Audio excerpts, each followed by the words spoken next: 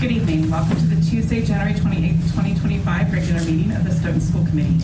This meeting is being recorded by SMAC for future broadcasting. Please rise if you're able to the Pledge of Allegiance.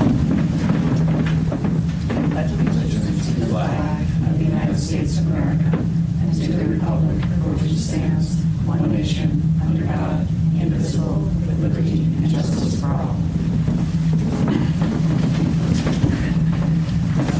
The first item on our agenda tonight is public comment. The public comment portion of the meeting shall not exceed 15 minutes. Citizens of the district will be allowed up to 3 minutes to make their statement and their comments by stating their name and address. Please be respectful. Just a reminder that public comment is not a discussion, debate, or dialogue with these individuals on the school committee, but it is an opportunity for a citizen to express an opinion on the topic within the school committee's authority. The authority of the school committee primarily concerns the district for the school's budget, performance of the superintendent, and the educational goals and policies of the district public schools. And we have someone who is signed in. So I would like to invite Sean O'Connell to speak. Whenever you're ready. Okay. All right. Thank you very much for allowing me to speak. Essentially, I just wanted to say 3 things tonight. First, Dr. Baeta, I want to thank you for the email you sent out last week, just showing support to the students in our community and saying that, you know, the students are your #1 priority. I felt that was a strong sign of leadership, so I just wanted to thank you for that publicly. The 2 other things I want to mention are related to some of the work that I've been doing for the last couple of years on the middle school council as well as on the high school council. I have 2 children who are in the high school right now. And so the first thing is just to advocate, and I know that there are people within the Stoughton administration working on this, but to advocate for the district to try to recruit and hire and retain more teachers and staff members of color. I think one of our biggest strengths as a district is the racial and the ethnic diversity. It's very uncommon, not only in Massachusetts, but across the country, really. So considering our diverse student population, I just think it's really incumbent upon the system to try to recruit more students who recruit more faculty, rather, and staff and administrators that reflect our student body. And so I just wanted to advocate for that, and to the extent that I'd be helpful in that process, just as a parent and a citizen of Stoughton, I'm happy to try to lend a hand. I too am an educator, like many people in this room. And then the last thing I wanted to say, and again, this is something that I brought up a number of times in our high school council meetings, is I also want to advocate for the school committee to look again at the homework policy that was put in place a few years ago, and to reevaluate it, and to ideally bring more stakeholders to the table in looking at it. So, you know, I'd recommend obviously that teachers and administrators weigh in, that parents weigh in, that students weigh in. It's something that's been on my mind for the last several years. And I know there's been some movement on that, and my understanding was that there probably would be something that gets sent out to survey, again, these stakeholders. But I haven't heard of anything quite yet that's concrete. So I just, again, wanted to advocate for that. So again, thanks a lot for listening to me tonight. I appreciate it. Thank you. Thank you. And just for the record, could you state your address? Yes, sorry. Sean O'Connell, 37 East Vanston Road in Stoughton. Yeah. Thank you. Thank you very much. All right. The next item on our agenda is the Student Advisory Representative update. So I'd like to turn it over to Colleen Federillo. Thank you. Thank you for having me again. So as of last week, the high school finished their mid-year exams, as well as term 2 and semester 1. Yesterday, we began term 3 and semester 2. So people have been switching some of their classes depending on whether they had a term or a semester class. Last night, the high school held their 8th grade showcase night, where a presentation was held for 8th graders to give them an understanding of what to expect when they enter high school next year, along with a variety of clubs and sports teams displayed a visual representation of some upcoming extracurriculars that these incoming freshmen could potentially join as they enter high school. Winter sports are also going well. A few weeks ago, the high school hosted its first ever girls wrestling tournament, and they will also be hosting the Hockomock Championships this Saturday. Thank you very much. Any questions or comments for our supervisor? Yes, Armando. I have a question for you. Do you have any questions for us? Not right now. No?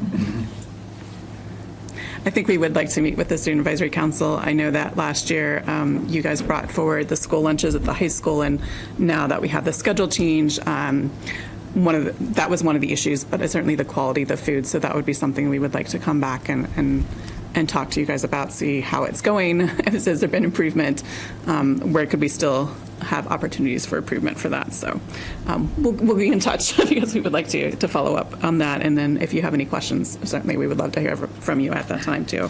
Thank you. And we'll get back to you because we have questions for you about the calendar. So we'll get back to you shortly on that as well. But until then, I would like to turn it over to Dr. Beta for the superintendent update. Thank you, Madam Chair, members of this committee and the public. Just a few handouts that I provided you, questions that came from various members. I provided you the early retirement incentive program for Unit A, for Unit B, administrative assistants, and the custodial contracts. Those are the folks that have that within the written contract. You see that the language is very detailed specific, and of course, Mr. Barbosa, this was your question last time, so we can bring this up at a later date since I've provided the information today. The second item is the cost of personnel. I believe in general, Chris, that came from you, and this is very general.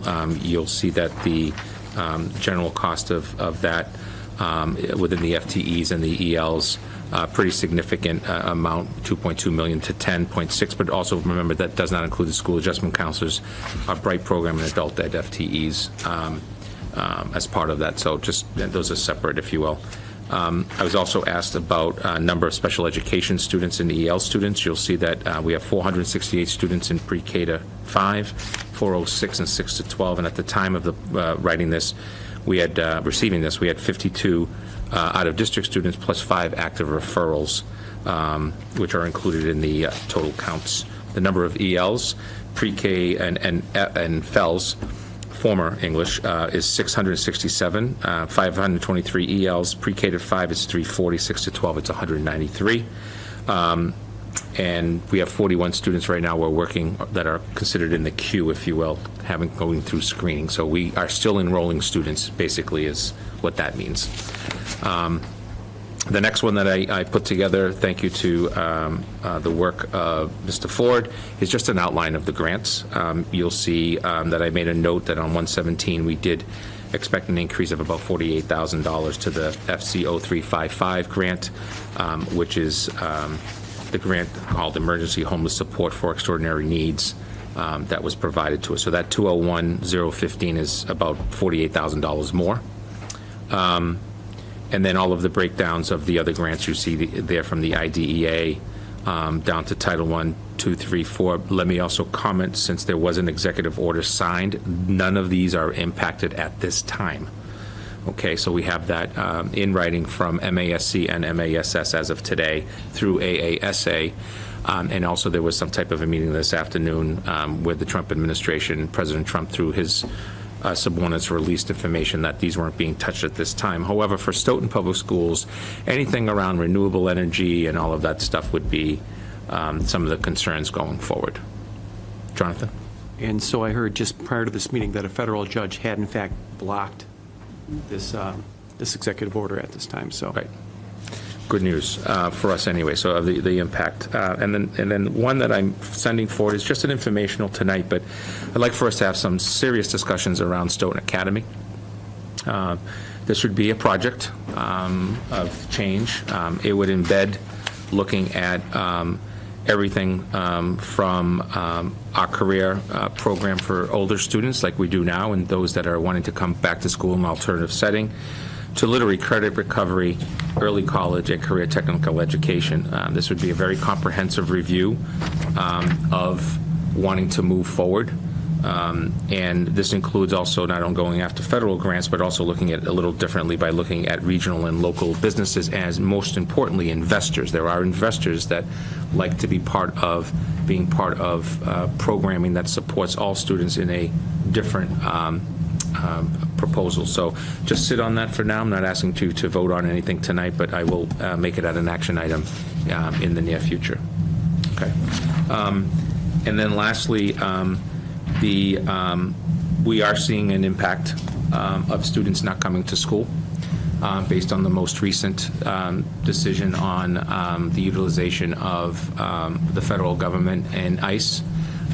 We have no correspondence or information of any family or Stoughton that's impacted that we know of, but we do know that some of our public meetings and some of our attendance at school has begun to decline. These are families. One preschool parent informed me this week that they are self-deporting because they do not want to see the division of their children. There's no status of a criminal act beyond being here illegally, so it's not a violent situation of any sort. But they don't want to see the division of their family with where do my kids go and where am I and so on and so forth. So we are beginning to see that in small numbers. And again, no impact on any major issues with our schools except that a concern that we have for student attendance. This is and was taken up by the Board of Education today as a question.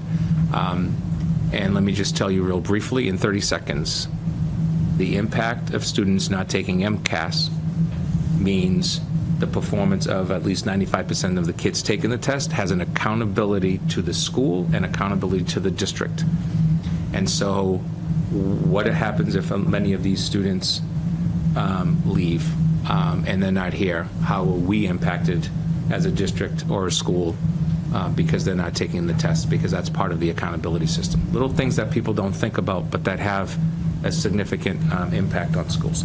Thank you, Madam Chair. Any questions or comments for the superintendent? Chris?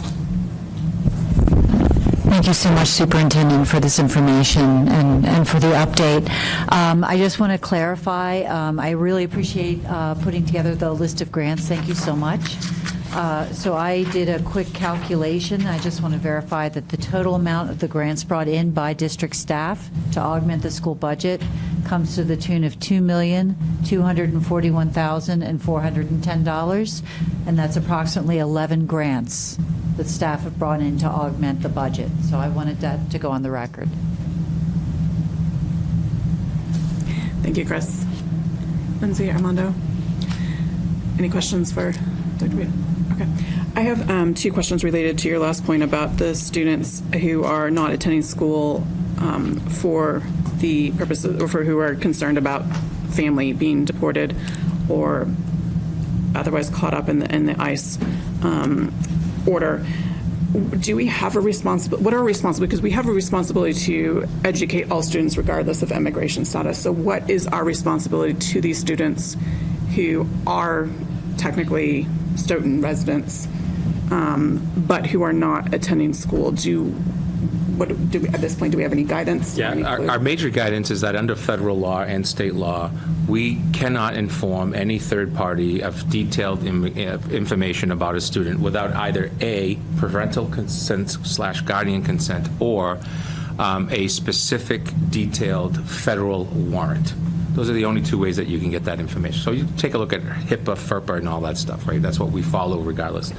So we had a meeting Monday with the entire team here and had that discussion. I provided a sample copy of the warrant. What is a warrant? What does it look like? What does it have to have on it? I received all that information through actually multiple sources, but I used the AG office. But MASC did it as well, your organization, and so does mine. And then the other part is I informed the staff separately from the parents and families last week. We will continue to do that. That verbal communication about the specific details of any student and or staff member is illegal, and that is a significant issue. So we cannot communicate who we think may be illegal or not. That is not a part of the regulations for educating all students within a free public education.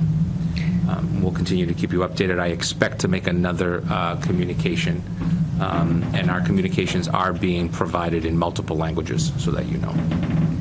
And following up on that, the MASC advised that we remind parents of ways to update their emergency contact information, to update the backup, pickup, which is not a bad idea at mid-year because people have changed jobs and all this sort of stuff, but that might be helpful to remind parents of how to do that.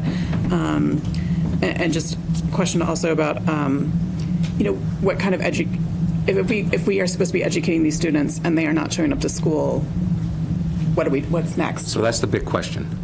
We had some discussions the other day about utilizing our Edgenuity online platform and all of that. Our biggest issue with that is only that within the EL population that is still learning English, it's a difficult Right. platform.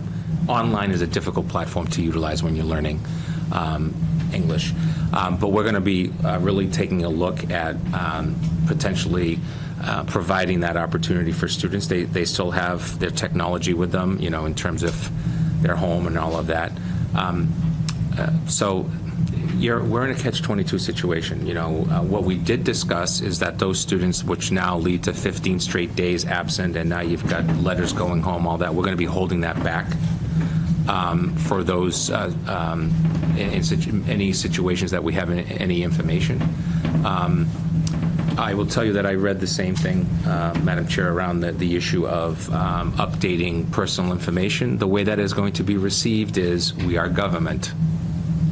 We are government in the eyes of anybody who's asking. So we're being very careful to just, as we know things, just inform, listen, if you haven't updated your information, please do.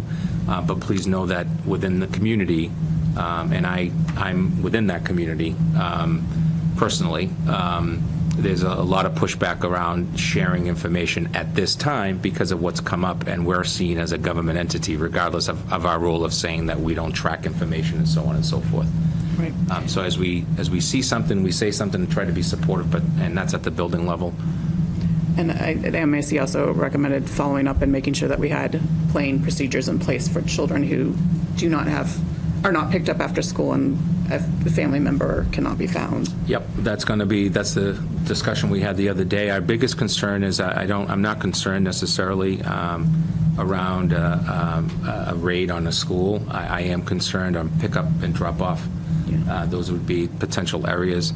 I'm hoping that it doesn't happen that way because I am as concerned for those children whose parent, guardian is being taken away for whatever reason that don't have information on, I'm not privy to.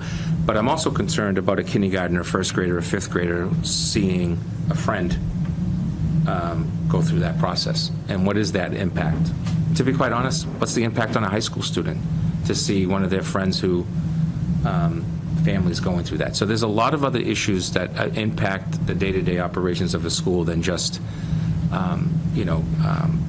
having somebody go through a federal warrant process that, way above my pay grade. I'm not debating that. It's just the process within schools, I think, is something we have to worry about, continue to worry about, without also blowing it up to the point that misinformation is out there. Superintendent, you're right about the catch-22, where you have parents who would like to convey that they have extenuating circumstances and it's a matter of personal and family safety that their child's not going to school and not by choice. But yet at the same time, we are viewed as very much a government entity, and the last thing they want to do is draw attention to that fact. Is there a trusted intermediary, and I'm thinking of the ELL staff that might be able to play that role, and how can we do that in a way that is that just recognizes that predicament that they are in and provides an added level of safety of your child will not be expelled from school or withdrawn from school from non-attendance, but at the same time still protecting their identity.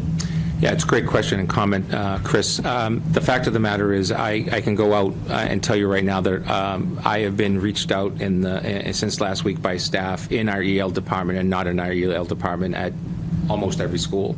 So there's a real direct impact on our staff wanting to be supportive and kind and say, I'm here for you, and that type of stuff. Dr. Quayle has been at the core of all of this. She has been my direct contact to our linguistic community within those that are worried, specifically our Brazilian community, which makes up about 75% of the 325,000 people in Massachusetts that are here illegally. And by the way, that doesn't mean criminals in the terms of besides the border situation. Stoughton has a history of this topic. This is not a new topic to us. Crossing the border is the new topic. In terms of illegal immigration, we just have to go to South Boston with Irish situation. So this is just a new thing. So it's relevant, it's important. We all want the safety of our country. We all want the safety of our kids in our schools. The question is solely just being honest, direct, and saying, this is what we're doing. No, we're not doing that. Our schools are safe. We got a lot of positive comments about the message last week. I'm not choosing a side around the political issue. I'm just simply saying my job and the job of my staff is the safety of kids and the staff during the workday and during the school day. It's all those other things after school and weekends that we can't control. So our staff are reaching out. They are talking to kids. They are talking to families. Families are reaching out. We know that to be firsthand. And then I'm utilizing Dr. Quayle to be kind of my person that keeps the boots on the ground with the different organizations that she knows about, not only in Stoughton, but regionally, and what we're hearing from other communities as well. Yep. Anything else? All right, moving on.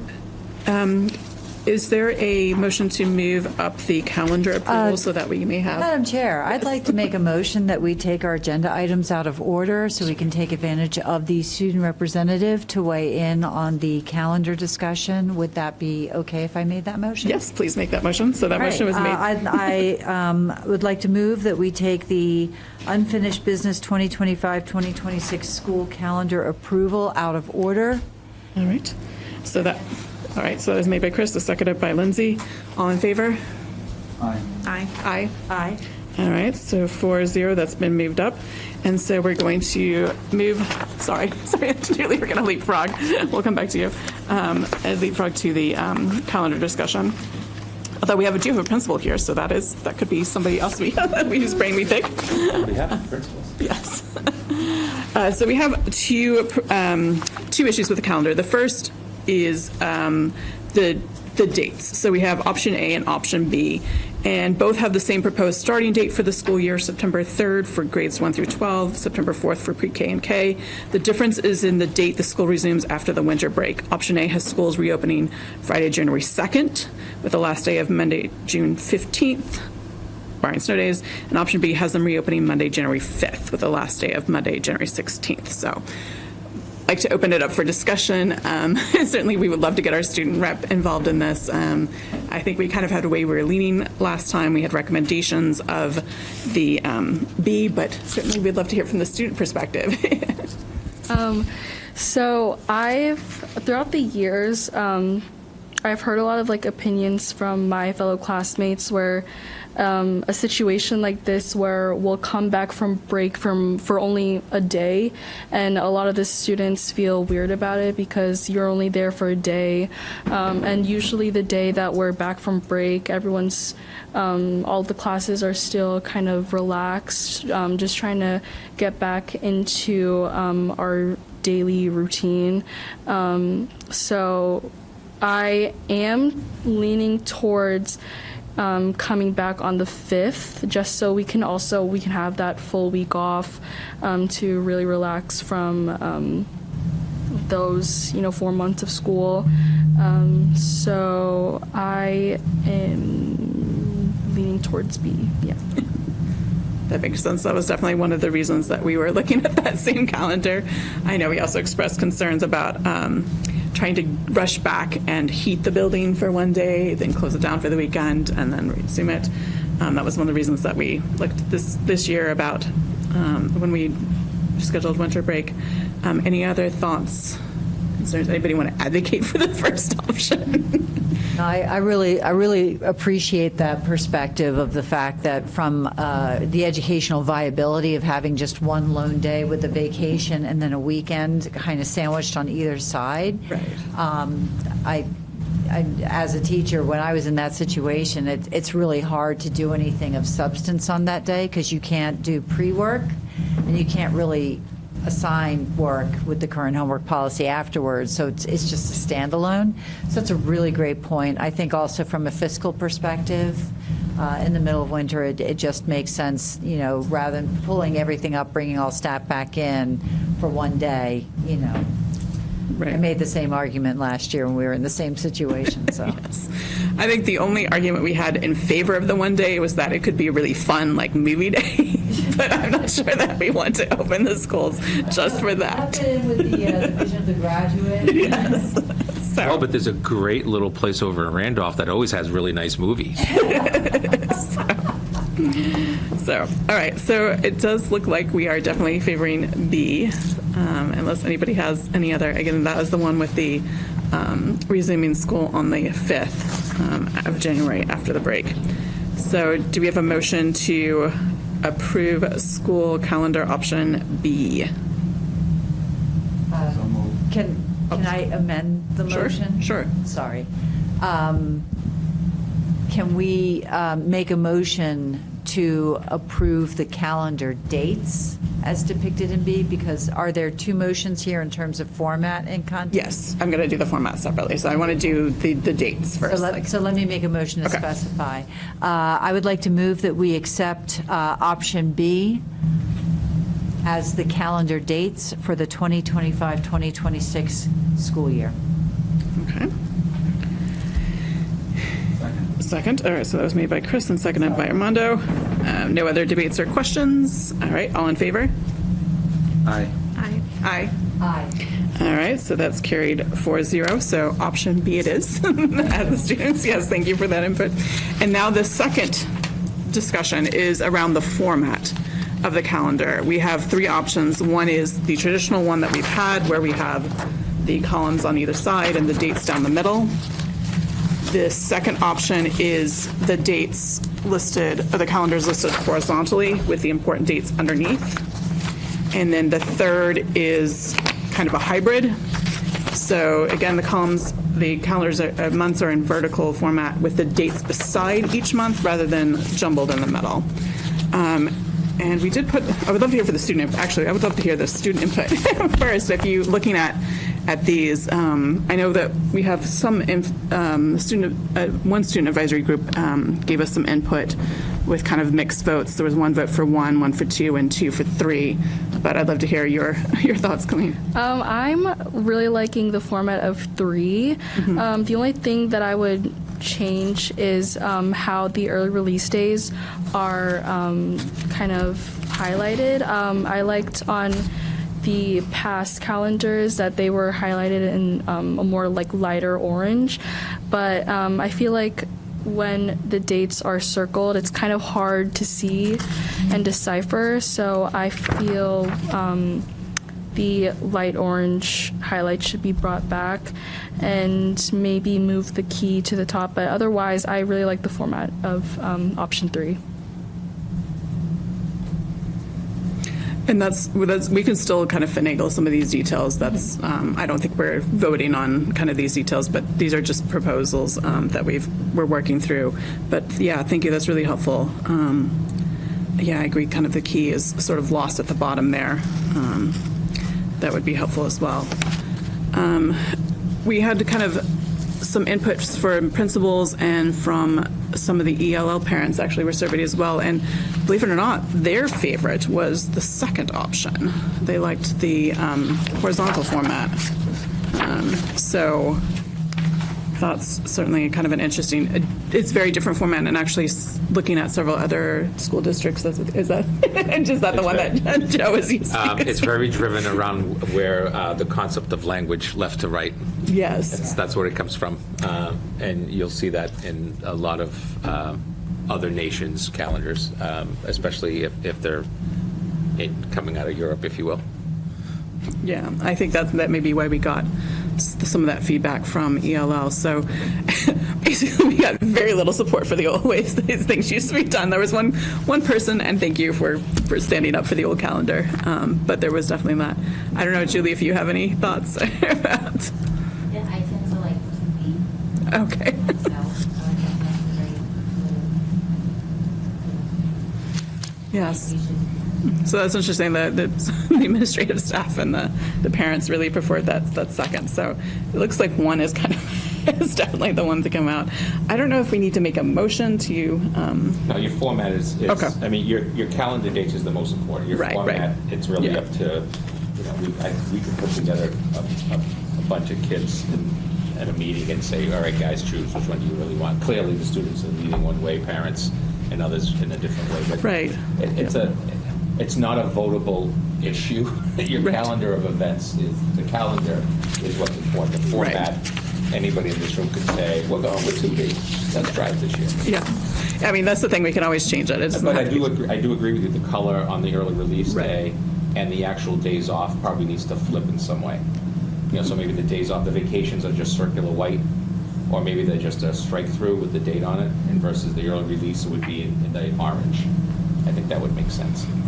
I did get a lot of positive feedback just floating the idea of the back page with some parents. I got, yes, please, can we have done this years ago? That was the overall feedback I got. I know that the ELL parents had some great feedback of, making sure that having it consistently, or having some consistency across the grid, and having it also be available in different languages. I think this could be somewhat easily translated for that. So, there was a lot of support for having this back page with these key dates on it. Any other feedback, questions? Yeah, I've got more specific feedback when we're ready to talk about, like, I don't think we need to sit here in the school committee and talk debates, about yeah. formatting there. Right. But there was a request for these calendars to be in multiple languages. I don't know if that's been the case in the past. I don't think.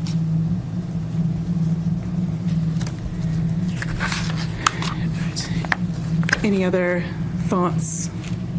Yeah, why don't we release both 3 and A, and then everyone picks whatever they want. They're the exact same thing except with the format, dates-wise. It's easy for me to send out, once you've approved the dates, the format, you could say, send out the following and just do a survey and see how many people respond. And Sure. this year, we just simply say, we allowed you to vote. They're not choosing the dates or anything. They're just giving you information on the format. And the winner is, I think the winner should always be the students. I'm going to leave it at that. But Sounds that's okay. good. Yeah, I mean, it looks like 1 is out, so 2 and 3. Survey, sounds Clear great. message that, Yes. out with the old. Yes, out with the old side. Yeah, so we could do, my office can do a survey and Okay, say, great. here, the calendar's been approved, so they're all the same date, but which format do you like? Sounds good. Okay. Great, thank you. All right, let's jump back to new business, and we have 2 overnight field trip requests. One was added to our packet after it was originally prepared for you. So the first one is for DECA, and we have, per our policy, and actually Mass General Law requires that we have a policy about approving overnight trips for student groups. The first one is from the Stoughton High School chapter of DECA to attend the DECA State Convention, which includes an overnight stay in Boston on February 27th through March 1st. And DECA is the group that according to the website, prepares emerging leaders and entrepreneurs in marketing, finance, hospitality, management in high schools and colleges around the globe, for those who aren't sure what the DECA group is. Any questions or comments about this overnight trip? I think we got more than enough information from this. Congratulations to these 10 students. Yes. We are so excited. that is exciting. This is a great opportunity. I know that there's been some really exciting things that have come out of this, so I'm looking forward to hearing what they learned from this. Any other questions or comments about? Just to let you know that I plan to put together a group of adults administrators to actually go out. I believe that part of this is an awards night. I used to attend in my last district. I didn't attend last year, but we're going to see if we can get some folks to go out and just celebrate our students regardless of how they do, but that they're being recognized for their roles. This is one of the best programs in the state that you can have. That would be great. All right, do I have a motion to approve the overnight trip for DECA in Boston, February 27th through March 1st? So moved. All right, that was made by Armando, seconded by Chris. Any other questions or debate? All in favor? Aye. Aye. Aye. All right, that's carried 4-0. And then the one that was added is from the Student Council, and they're seeking permission to attend this annual Southeastern Massachusetts Association of School Councils Conference in Hyannis from March 5th through March 7th. And again, this includes an overnight stay at that time. Any questions or comments about this one? All right, can I have a motion to approve the Student Council overnight trip request to Hyannis from March 5th to March 7th? All right, that was made by Armando. A second? Second. Seconded by Chris. No more questions or debate. All in favor? Aye. Aye. Aye. All right, that was carried 4-0. So good luck to the students on those trips. I hope they're great experiences. And that brings us to our quarterly financial report and to Heidi Perkins, our Assistant Superintendent of Finance and Operations. The report was written before some more recent information came to light, but going over what was in the report itself for this year. We had mentioned unemployment costs running higher than what we budgeted all year, and we were anticipating about $140,000 to $150,000 over the budgeted line item.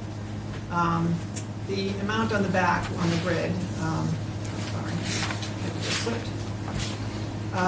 is really showing, and I'll touch back on that in a minute, but it's showing where we are as of, when this report was done on the 21st. We, as you know, we did have to hire some staff this year that was not budgeted. They were not budgeted due to enrollment. Oh, I'm so sorry. I'm so loud, I never think about it. Sorry about that. So unemployment is about $146,000 over budgeted. What we can show right now, just so everybody knows, when we're running a report, we can only show the encumbered salaries of sort of set salaries. There's always pay as you go. The coaches for all of the spring, overtime, et cetera, that's pay as you go. So you'll never really see where we totally stand with salaries, because overtime and all of that is pay as you go. So it can't be encumbered. So I just wanted to explain for anyone here and the public that's ever looking at these reports that we can't capture some of that, substitutes, et cetera. So going back to the expenses, we have had several very expensive boiler repairs to date, as we did last year, unanticipated, not budgeted. Those definitely, come as surprise, and we have to find the money for that. But we do need to order now our second semester supplies, regular supplies, and pallets of paper toner, et cetera. So doing a tracking of that in generality area of about $800,000 right now from now to the end of the year if there are no more surprises. The salaries, as I just mentioned, some of it's pay as you go. We did have to hire some additional staff. Just looking at that, a ballpark is that we will use about another $300,000 to $400,000 that's not showing as encumbered right now, bringing us to about $1.2 million. So how will we manage to get from now till June? As you know, that we had a budget freeze most of this year. However, so that everybody is not alarmed, any office supplies, regularly normally needed supplies, everybody's been able to get that. Anything that's direct for the students, their buses, their fees to enter contests and competitions, all the athletics, et cetera, all of that has been approved and continues to be approved. So we're really finding it in the other areas that is not direct student impact. So we'll continue to do that. the shelter funds that we had left over from last year, I've apportioned small percentages of several of our salaries to that to also free up some of the money to get us from, here to June. And that's not an issue. We do have the first half of this year's shelter claim will be coming in soon, and we anticipate it's actually supposed to be in this week. And we don't need that to get through the year, probably very little of it. And that is, when we talk about the budget for next year, the offset that we have, those funds can go to that. We haven't heard yet officially anything about additional claiming for this year, from December through June. But we hope to soon, but that's where we're at. So we can only plan on what we know about right now. So I just wanted to point out that right now the shelter funds are pretty much spoken for. So we can't use them to add new positions or restore positions or do extras right now. So we anticipate continuing in a freeze pretty much through the end of the year. But again, I don't think, the students really wouldn't see much of that. It's within administration lines and things like that, so. So if we look at what's available on the grid on the back of 422, and I mentioned that grant that we just amended, a special ed grant that we used to put salaries in. We had to wait till it got amended to be able to change that. We mentioned before to the committee that we're taking salaries out because we have to pay an additional 9% to MTRS on salaries. So our policy now is salaries are out, expenses are in. We save, a fair amount of money that way. So doing that right now, we just started pushing all the stuff up to town hall to move some of the sped transportation invoices that we've already paid, approximately $800,000 or so, over to that grant. And as soon as that happens, it frees up $800,000 with the 442 that you're seeing here. That's the $1.2 million. So when I say I'm running projections of about $1.2 million in additional expenses that haven't hit munis yet, that's what we'll have. We have what you see here, and the $800,000 I'm freeing up. And if I have to, again, small amounts of some salaries, principal salaries and things to the shelter funds. And so we will get to the end of the year without a deficit and still be able to do the things that we're doing as we are right now. So that's pretty much where we are for the current year budget. Happy to answer any questions that I can. Armando, yes. I have a question. I was wondering if maybe for the next quarterly report, we can print out something similar to what the town does, which is the spreadsheet out of Munis. They do a query, and then you could show a bit more detail. I would not be able to give you commentary on all those individual lines. We have thousands of them, so. It's the same thing that I know the town prints it out. They have all the town side and the school, so you can just go to the school side and. Yes, and we print that out for the reports that we work with internally. But what I'm saying is that we move a lot of things in and out between grants and things like that. So it really, I don't think it's, I don't know if anybody would find it useful for analysis. I can certainly send you one if you want. Mm-hmm. But the school committee for all these years has done this by cost center, which are the ones on the back. Those are the established cost centers of how the reporting is and how the school's policy is, school committee policy is for quarterly reports by cost center. Mm-hmm. So this is following, what's been, and is pretty standard in every other district I've worked in. Mm-hmm. So if you want one at any time, we can run them on demand, but it's voluminous, might be a little bit difficult to follow, and we change the amounts in the budget lines as, let's just say if a teacher left and somebody else came in mid-year, mm-hmm. I'm going to move some money into that salary line and move it out of that salary line. So the budgets themselves will change all the time. Mm-hmm. And of course, if a teacher is encumbered right now and then they go on an unpaid leave tomorrow, we're going to unencumber them and mm-hmm. then wait till the sub gets hired and then encumber them. So I'm just going to say it really changes day to day, mm-hmm. but I can send you one if you want one personally. Yeah, I'd like to have one. Yeah. I got one from the town, and I thought it was pretty useful because you actually can see more like a running balance sheet format. You can see what has been booked into Munis. Yeah. But talking about the 800 that we're moving over to the grant, uh-huh. that would never show. So mm-hmm. it's the commentary to support what you're seeing that I think is the value. there's going to be a lot of things that Munis will show, but there's going to be a whole lot that it will never show because it happens into the future and its projections. Maybe a combination of this and the Munis would be complete for me. Okay. I'll send you one directly, and then you can tell me if that's helpful. All right. That's fine. Thank you. Sorry. Anyone else? Chris, Lindsay? I had a question about insurance, if you could explain kind of the difference between our budget. Is this where the unemployment comes in? Okay. Yeah. All right. That was my question. All right. If nothing else, all right. Let's move on to the next item on the agenda, which is superintendent succession planning. And I'll turn this over to Dr. Baeta.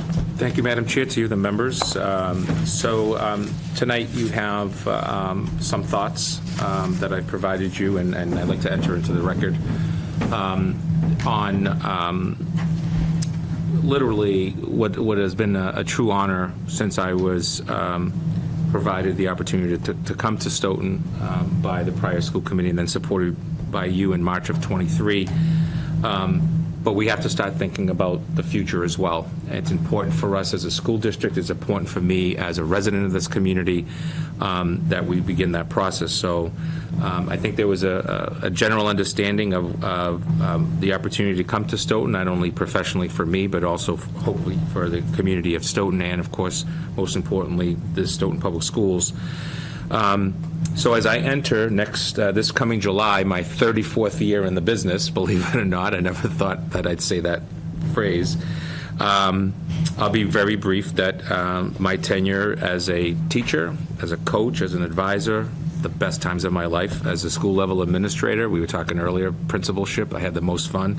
And then central office administrator. And to be quite honest, I'll end up with 17 years as a superintendent, which will make me pretty tenured. I remember when I was a fourth youngest in the Commonwealth. I can no longer say that.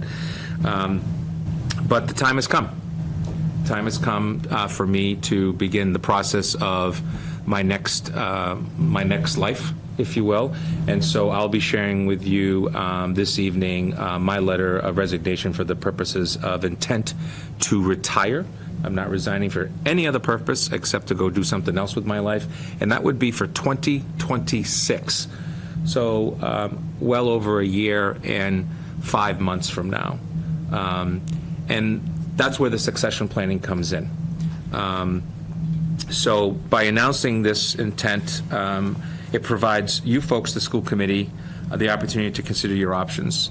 Options that, to be quite honest, have never been provided to you in the history of Stoughton, in my opinion.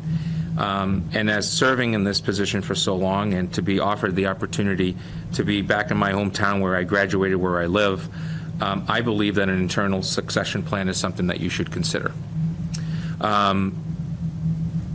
By doing so, I also believe that you have folks, in particular, one person that I think you should consider, and I'll talk about that in the future. Succession planning is an opportunity for an organization to really create a process to come from within and to establish both short-term and long-term planning, which, as you know, even with my tenure of 3 years, has been 3 superintendents in a short amount of time. After that, prior to that, very long-sitting CEOs. And if you go back to education reform, 1993, I started teaching in 92, the position of superintendent really became a CEO position. Prior to that, you folks as a school committee hired and pretty much fired everybody. You were hiring custodians on recommendation. You were hiring principals. You were hiring the teachers in the classroom. And then reform changed all that, gave the authority solely to the superintendent of schools, except in a couple of areas of central office administrators. So things have changed. But I also know that the completing a worldwide search, which was something that we used to do for these positions, has not been successful because the candidate of pools is limited. And as I know, and many of you now know as well, this is not a phenomenon to Stoughton Public Schools. A third of the communities are doing internal candidates. A third are doing a search, and it's the internal candidate. And then the third, it's a search, and then it's an outside candidate. And some of those have not been lasting like they typically did. So the potential here is to also secure long-term stability at the top level. The transition process is to identify that candidate, to assess the opportunities, to develop the candidate via strong mentoring and modeling process, and implement the transition process over a period of time. Done in the private sector all the time, done in the public sector today more often than in the past. So the candidate, the school committee would identify the candidate, and I would have a recommendation, create a process, which that would be on you, select the candidate and complete successful contract negotiations, and/or consider other options. That is always an option of the school committee. In recent data, I looked at 3 very successful communities. I'll just speak to one. I had a 6-year contract in Norton with the understanding that at the end of my 6-year tenure, which would be 2026, and before I was honored to come to Stoughton, that my predecessor would be the assistant superintendent. Dr. O'Neill is currently there as superintendent and planning to stay long-term. Walpole has a sitting superintendent that was one of the first in the area that went through that process of the internal, moving somebody to central office, giving them opportunities and all of that. And then most recently, Abington, which did the transition with my new colleague there and my older colleague who has now gone into the retirement world. And so more communities are doing this. So I think it's important as you assess what you're looking for and what you want to do, that you take a serious look or consider a serious look at an internal candidate. And I believe that internal candidate is Ms. Miller, Julia Miller, principal of Stoughton High School. And I say that because as I see the experience level of Stoughton, you have a superintendent who's a product of the district. You have a high school principal who's a product of the district. You have a superintendent who lives in the town. You have a high school principal who used to live in the town, but has and made a full connection to Stoughton Public Schools as a principal. She has more administrative experience at the administrative level than I did when I became superintendent of schools, which I think is an important part. And she's made a long life commitment to Stoughton Public Schools. I think her resume speaks clearly to that, and I think the opportunity to make that transition, to have the modeling, to have the support, with input the entire time of the school committee.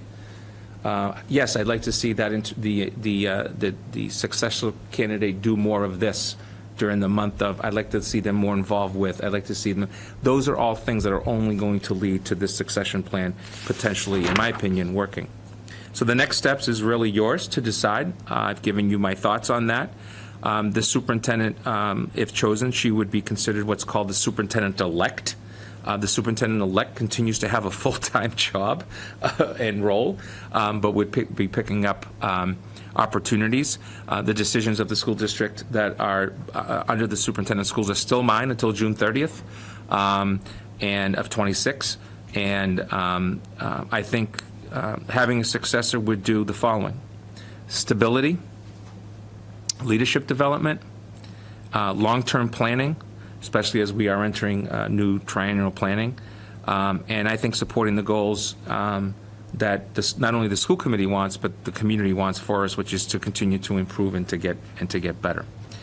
The timeline is really up to you folks, how you decide to do that, and so I'll leave that. I gave you some thoughts on that. But this is something that is close to my heart for one reason only. I want Stoughton Public Schools to continue to strive and do really well because I have a vested interest in it. I'm not just your superintendent who takes a check at home every 2 weeks. I'm not. I attend a lot of things. I go to a lot of things. I want to go to more, believe it or not. But I have a vested interest that when I leave here and I'm paying my taxes and I'm going down the road and I'm attending a show or whatever in town, that I know that the Stoughton Public Schools are doing well because we've made this plan for the future of the community. So in general, you don't have to accept it yet, but that's the formal letter of resignation for the purposes of retirement. I know you'll take it up at the next meeting. And I'll say more on that issue on the date that we have it on the agenda, and I'll speak to my appreciations for the community. So those are my thoughts. 10,000 feet, you have them. you get to, do your magic, as you will, but I hope you consider it. Thank you. Thank you very much, Dr. Bayet. I really appreciate it, and really appreciate the opportunity for us to kind of think through this process and what this means and how we're going to develop what's best for the Stoughton Public Schools. Really appreciate that. Open up to the committee for questions, for thoughts. Lindsay? Yeah, Dr. Bayet, thank you so much for putting together this succession plan. I think this puts us in a really exciting position to be able to be proactive about planning for the next couple of years and the transition into the next chapter of Stoughton Public Schools. And I really appreciate the recommendation of a very highly qualified internal candidate that we are fortunate to have. I think this is a very intentional plan. It allows us to get ahead of the transition by about a year and a half, which is not a position we've been in since I've been on the committee. And I think the timeline here is quick and makes sense for it to be so that we can get the pieces in place, ensure that Ms. Miller, if upon successful negotiation, if that were to move forward, would have a solid year of on-the-job training. And I just appreciate, I should back up and say, appreciate everything that you have brought to the district in the last year and a half. And that, of course not. And that perspective, I think, this is just like one example of how that perspective has really benefited the district. Just wanted to share gratitude and some excitement and commitment to working through some next steps here. Thank you. Chris, did you have? Armando? No, okay. I'll have it there to Chris. Sure.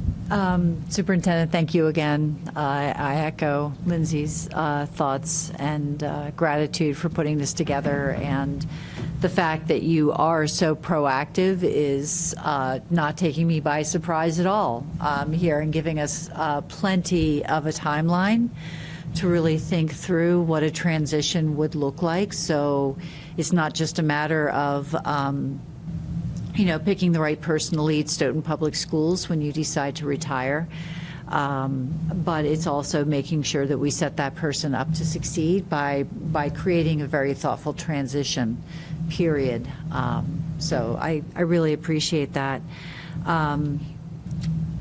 Catherine, one of the things that I'm thinking about is just, what is our step? What do we do going forward?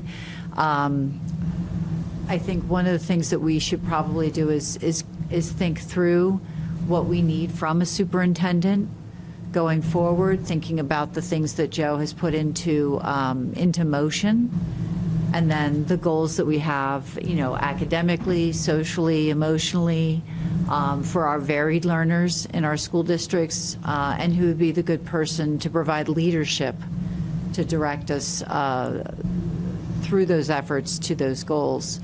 So thinking through the job description and identifying some really sound criteria so that we can make sure that we are making the best selection for the school district. That's something that I would recommend the committee consider. Armando, anything to add to that? We still have 18 months to abuse you. So I'm going to thank you when we get closer to that very important date for you. Yeah, I appreciate that comments, but I want to be very simple. This is truly about providing you a resource and an opportunity to, I think, put somebody in place that I think is ready. But more importantly, succession plan is all about what you've been saying, Chris. It's about the end game is succession, so that you have somebody in this seat long-term, something that hasn't happened for quite a while. That is the most important outcome of this, is that 10 years from now, we can say, wow, that was a great decision then. We'll probably not be on the school committee or be superintendents or anything else. So thank you for those comments. But I am not saying goodbye. I'm not good at goodbyes, number one. Number two, I have way too much to do between now and June 30th or 26th. So you have my commitment to get things done. Yes. Lindsay, did you have more to? I think just would offer to some of Chris's points in terms of making sure we are clear on criteria and yes, on criteria, comma. I think I propose that we establish a working group to put together just a list of criteria, cross-reference with the qualifications of our internal candidate and move forward from there and bring that back to the committee. So if it's a working group, and we had 2 members work on that like this week and next week, I think that could move us along. Would offer to be a member of that committee, and then I think if, Chris, can I volunteer you for that? Or not committee, working group, let me rephrase. It would be, I would volunteer to be a member of that working group, and then I think it would be helpful, given the recommendation around criteria, to get your perspective there as well as part of that. Yeah, and just to be clear, I think it's in our best interest to really think through the job description, the goals, the mission, the direction that we are heading in, that we want to make sure that the ship continues to move in that trajectory, but that the criteria be set up separate from the candidate before any comparison. Yeah, thank you for that clarification. I think it would be like a structure for succession planning that can then be applied to future processes as well. Exactly. Yeah. Yeah, I think it would be great. That's a great idea, Lindsay, just to think about, creating a process that might help guide future school committees as they think through succession planning. I think that would be really helpful. And again, it's great that we have this internal candidate and we have this opportunity, and we have almost like an embarrassment of opportunity here. So, but I like the idea of just making sure that we've crossed everything off, that we've looked at all the things. I know we've kind of looked through the process. I will do my homework and check with our legal representative and make sure that we are doing everything that we're supposed to and going about this process the proper way, and that we've crossed all the things that we need to cross off on this list. I know that the MASC could also be a support. They strongly recommend, if we have the possibility of internal candidates, of looking internally, even though they get paid for searches. They would rather us be able to develop our own talent. And especially since Stoughton in so many ways is an unusual district. It is a district with, in some ways, a very urban population, and yet we're very suburban. And having an internal candidate who understands that from the ground up it's been very helpful in Joe's case, and it'll be very helpful for the future superintendent as well. So I think the working group would be great. We do have a meeting on February 11th when we can look at the letter of resignation and consider this. But I think this is a great opportunity to actually plan and think about the future, and that was only going to make us stronger as a district. So do we need to make a motion for the working group? What's the next process? No, you do not Okay. need a motion. Working groups are not open to the public and all of that. They're just literally 2 folks that are creating criteria, working together, and then everybody needs to look at it and vote on it. So I would also seek that you use Kathy in my office as your admin assistant in this process. Collect more data, type anything out, and all of that stuff. Google Docs is easy, but I'll get started with job descriptions and all that stuff that as hard copies and get that out to you as soon as possible, to the 2 of you. And we'll create a folder for the remaining 3 school committee members, so that when the time comes ahead of time, they'll have everything that you've received. Yeah, one question. Sure. Procedural-wise, is it something that Dr. Byetta creates the working group, or is it the school committee? Because wondering then if it becomes open meeting and, no? No, open meeting law is an opportunity where you formalize and so on and so forth. A working group is a very informal process. You're not making any decisions as a working group. You're just gathering the information for the whole to then to make that. Okay, It's been thank you. a chair appointment. Yeah, it's usually been a chair appointment. I'm happy to appoint Lindsay and Chris if you're willing to take on the responsibilities of this, to report back to us in a tight turnaround. So the good news is it's short and sweet. But I think this would be a great thing. And then at the 14th, we'll take this up, have this on the agenda. So again, really appreciate you volunteering to work and volunteering Chris to do the work. Only makes sense. I would, so no formal vote is needed right now, but I would respectfully request that Lindsay and I get some airtime on the next agenda. Yes. To report back what we find and to inform a discussion of the school committee. Sounds great. I will make sure that is on there. So, all right, the next item on the agenda is, speaking of Ms. Miller, we're tossing it to her, to the Stoughton High School Program of Studies approval. And I've separated the approval of the Program of Studies and the competency determination approval. We can kind of take them up together, but I think we need to separate them in the votes to allow the school committee and the district greater flexibility once the state releases updated guidance, which we anticipate in the next year. I concur, Madam Chair, and the recommendations that you have for both of those are highlighted specifically by Principal Miller in the memo, where she took the phrases and words and opportunities that you suggested and has made those changes. All right, thank you. So we have Ms. Miller, following our feedback, has responded to that. Any further questions for her on program of studies? All right, are we ready to approve the program of studies? Jonathan, yes? So as per policy, you accept it, you don't Okay. vote it. We just accept it? You accept the program of studies. Okay, we don't have to vote? All right. Are we accepting the program of studies? We are. All right, sounds great. We've accepted it. All right. But I do think we need to vote the competency determination. Is that correct? All right. So we had the competency determination discussion last week, our last meeting, and any questions, further questions or comments about that? We do anticipate more from the state. Yeah, Madam Chair, through you to the members. As of today, through the executive, through the governor, she's put together an executive council, about 32 members. It was discussed at the Board of Education meeting today that I attended virtually. And the CD discussion is going to be, it's being supported by every union in the state that's connected, MASS, MASC, the next step is we have to do something. What that's going to look like, we don't know.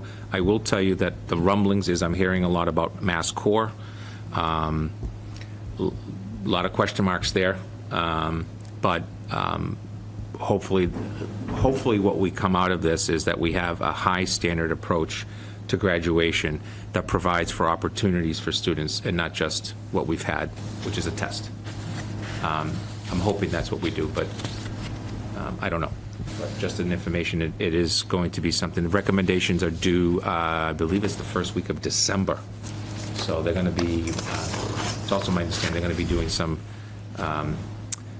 networking, holding public meetings, and that type of stuff. So as soon as we have that information, I'll share with the committee and the public. We might want to have our say as a Stoughton Public Schools through the school committee on what we think. You'll have the right to that. Sounds good. All right, any other questions or debate about competency determination? All right, do we have a motion to approve the competency determination as proposed in the Stoughton High School Program of Studies? Is that the way to phrase that? Okay. So moved. All right. So the motion was made by Lindsay. Do I have a seconded by Chris? It's been moved and seconded. All in favor? Aye. Aye. All right, that is carried 4-0. So that passes. Thank you to Ms. Miller for putting that all together for us. And then moving on, we're going to skip the calendar approval since we already did that. Moving on to budget. That's the exciting thing. So again, take the budget working group update and the House 1 preliminary numbers together because they kind of do go hand in hand. I don't know if Dr. Bader. First, I'm going to turn it over to for a brief update from, Heidi. So I just want to go through this really, really quick about some of the foundation changes that you're seeing. And again, there's 5 areas within this foundation budget that are coming through the governor's office and then DESE as part of the Student Opportunity Act, Chapter 70. The 5 areas that the rates went up were benefits and fixed charges, guidance and psychological services, special education out of district tuition, English learners, and low-income students. All 5 of those areas hit us directly. Again, all 5 of those areas hit us directly. The rates for FY26 have been increased by 5/6 of the gap between the rates to FY21, so that's the magical formula that they use. So what that means is that the Act increased the number of tiers used for low-income increment rates from 10 to 12. We are at 9. So there's the difference that, Lindsay, we had that discussion about. Districts with higher concentrations of low-income students benefited the highest rates. Our rate in Chapter 70 SOA is up 9.9%, $2.8 million. So just leave that there for a second. Second, we also increased the foundation categories for inflation, and it was better than last year, 1.93. And they did the insurance increase under the GIC, which is a 6.13%. So there's a huge benefit if you're under those numbers, which in general it looks like we are. Statewide, this is very important for Stoughton. Statewide, the foundation enrollment decreased by 318 students as a state. The foundation enrollment decreased for 196 districts, while 118 districts experienced enrollment increases. We were one of the increases at 79. Okay. All districts begin with a foundation number of $75 per student. We are receiving $731 per student. Okay, so just factual information.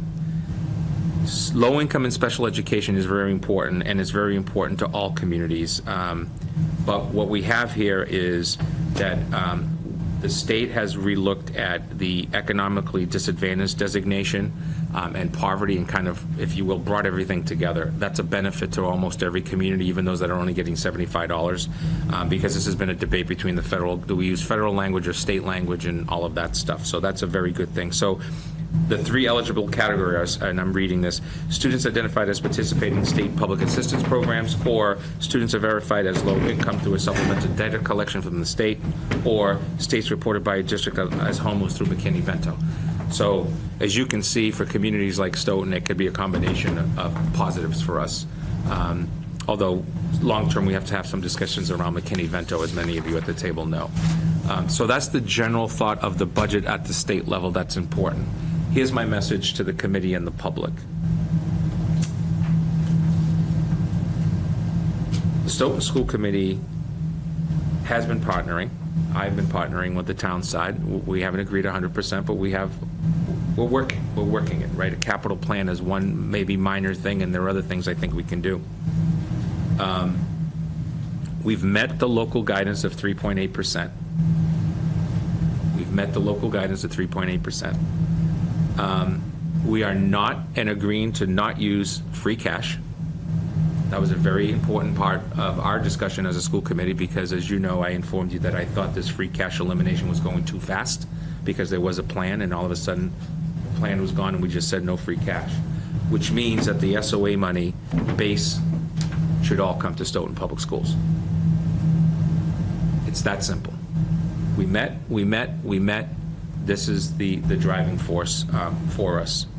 To that end, though, I will say there's a couple of things that are still needing to take place. We will recommend transportation fees this year. The recommendation will be $375, recommendation to the school committee, $375, $750 family cap.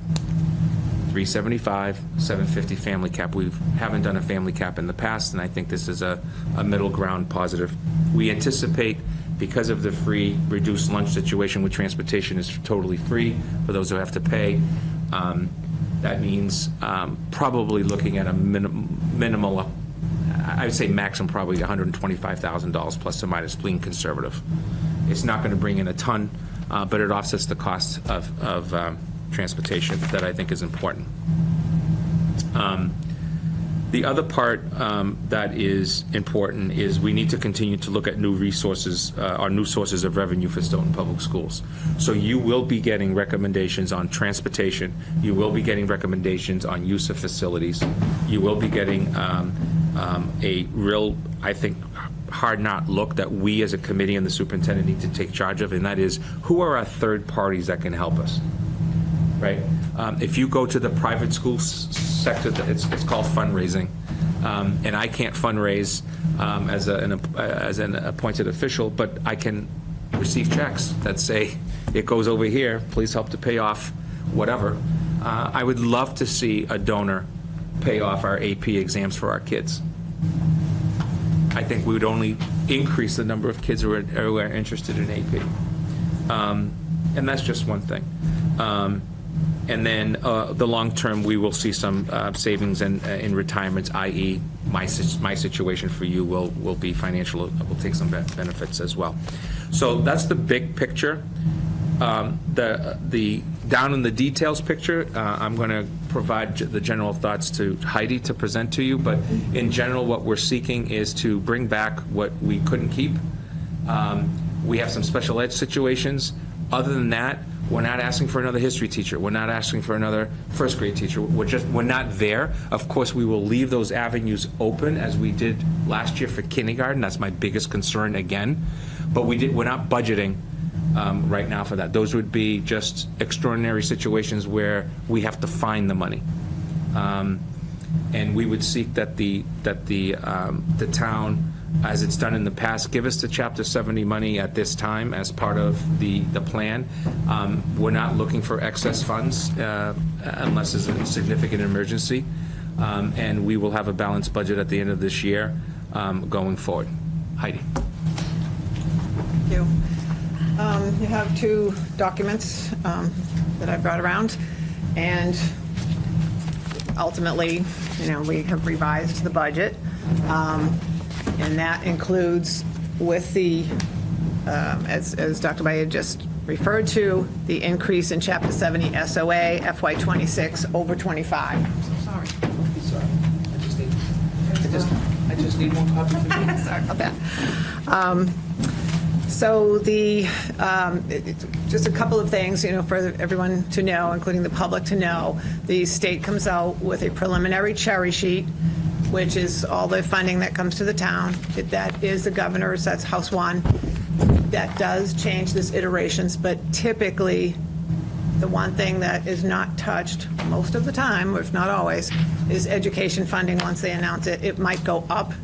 I have never seen it go down, and I don't think Dr. Bayer, we've discussed it, has either. Never. That's sort of held separate. So we do believe that this will be the number, or it could even go a teeny bit higher, but we're going with this number for now. This has been put out by our associations as well. DESE has put it out directly through our associations, and it's on the State Department of Revenue, Division of Local Services, DLS, which is part of DOR. So that's where this number is coming from, and we just wanted to preface it by saying that's the number right now. It could change, but we really do not think it will go down. And even if it went up, it's usually minimal if it goes up. So we're thinking we're pretty solid here. So, excuse me, I have a frog tonight. So all the detail is on the budget line item that you have seen before, but we have put things back in to get to exactly the point of where we were for FY25, increasing by the 3.8 guidance that the town gave to all town departments, and as Dr. Bader said, not using any free cash, so getting to the 3.8, and then adding the Chapter 70 SOA increase of $2,819,434. So all of that combined is where we're landing on the budget. Obviously, none of that comes out of local taxation. The town is not putting in 1 cent of that money. It's coming from the state. So there's no harm to the town budget as far as, or to the taxpayers as far as the increase from the state. And the 3.8 is what they gave us to start with, and have told us all along. So we're not asking for one extra thing from the town.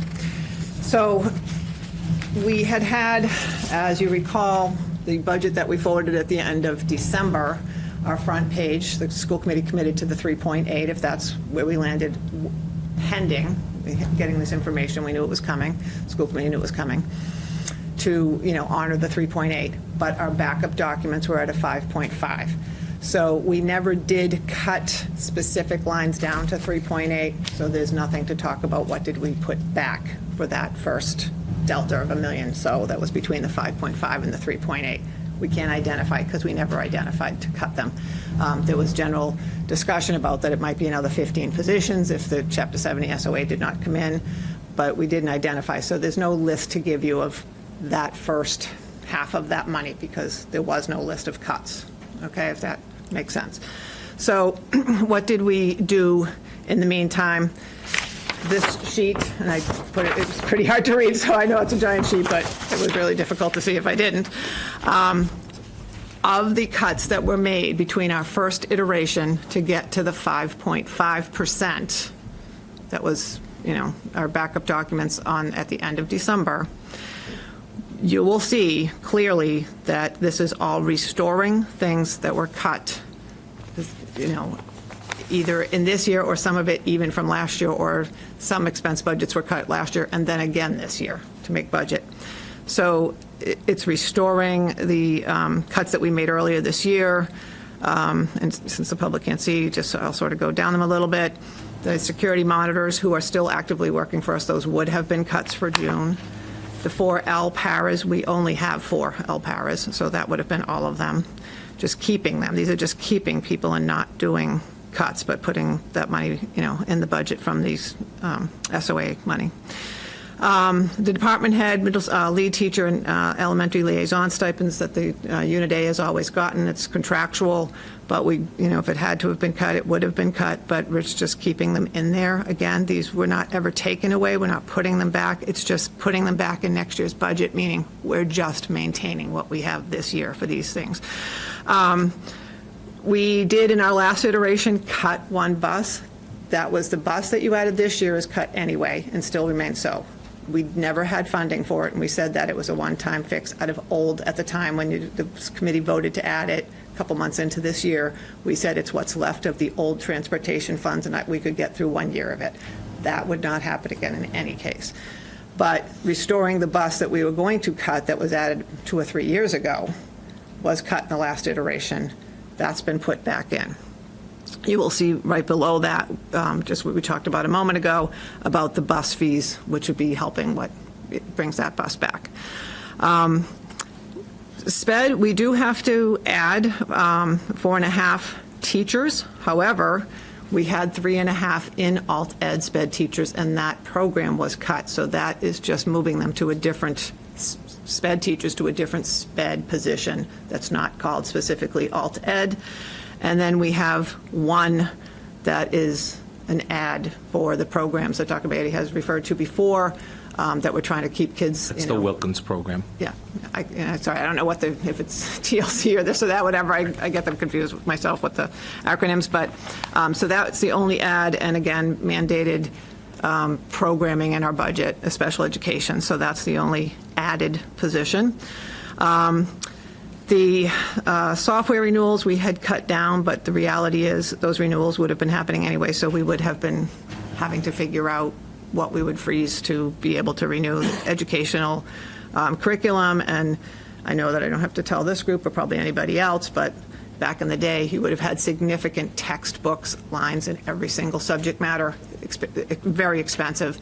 Everything now, of course, is digital, so the renewals will be always here. We're always going to have to renew them. That is what the kids work on now. So, but it replaced, it would have been very expensive textbook purchases in any case.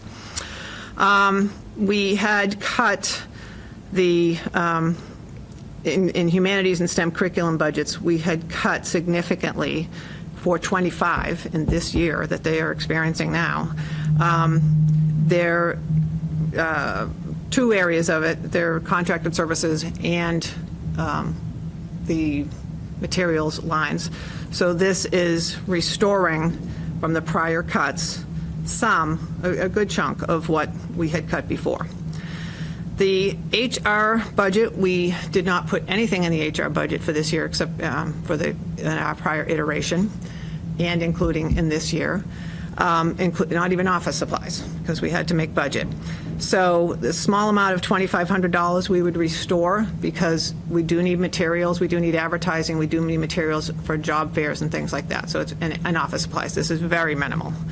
The onboarding software, we had wanted to get it last year, wanted to get it this year, so we do want to get that in. That's a repeating cost, although the first year is the most expensive.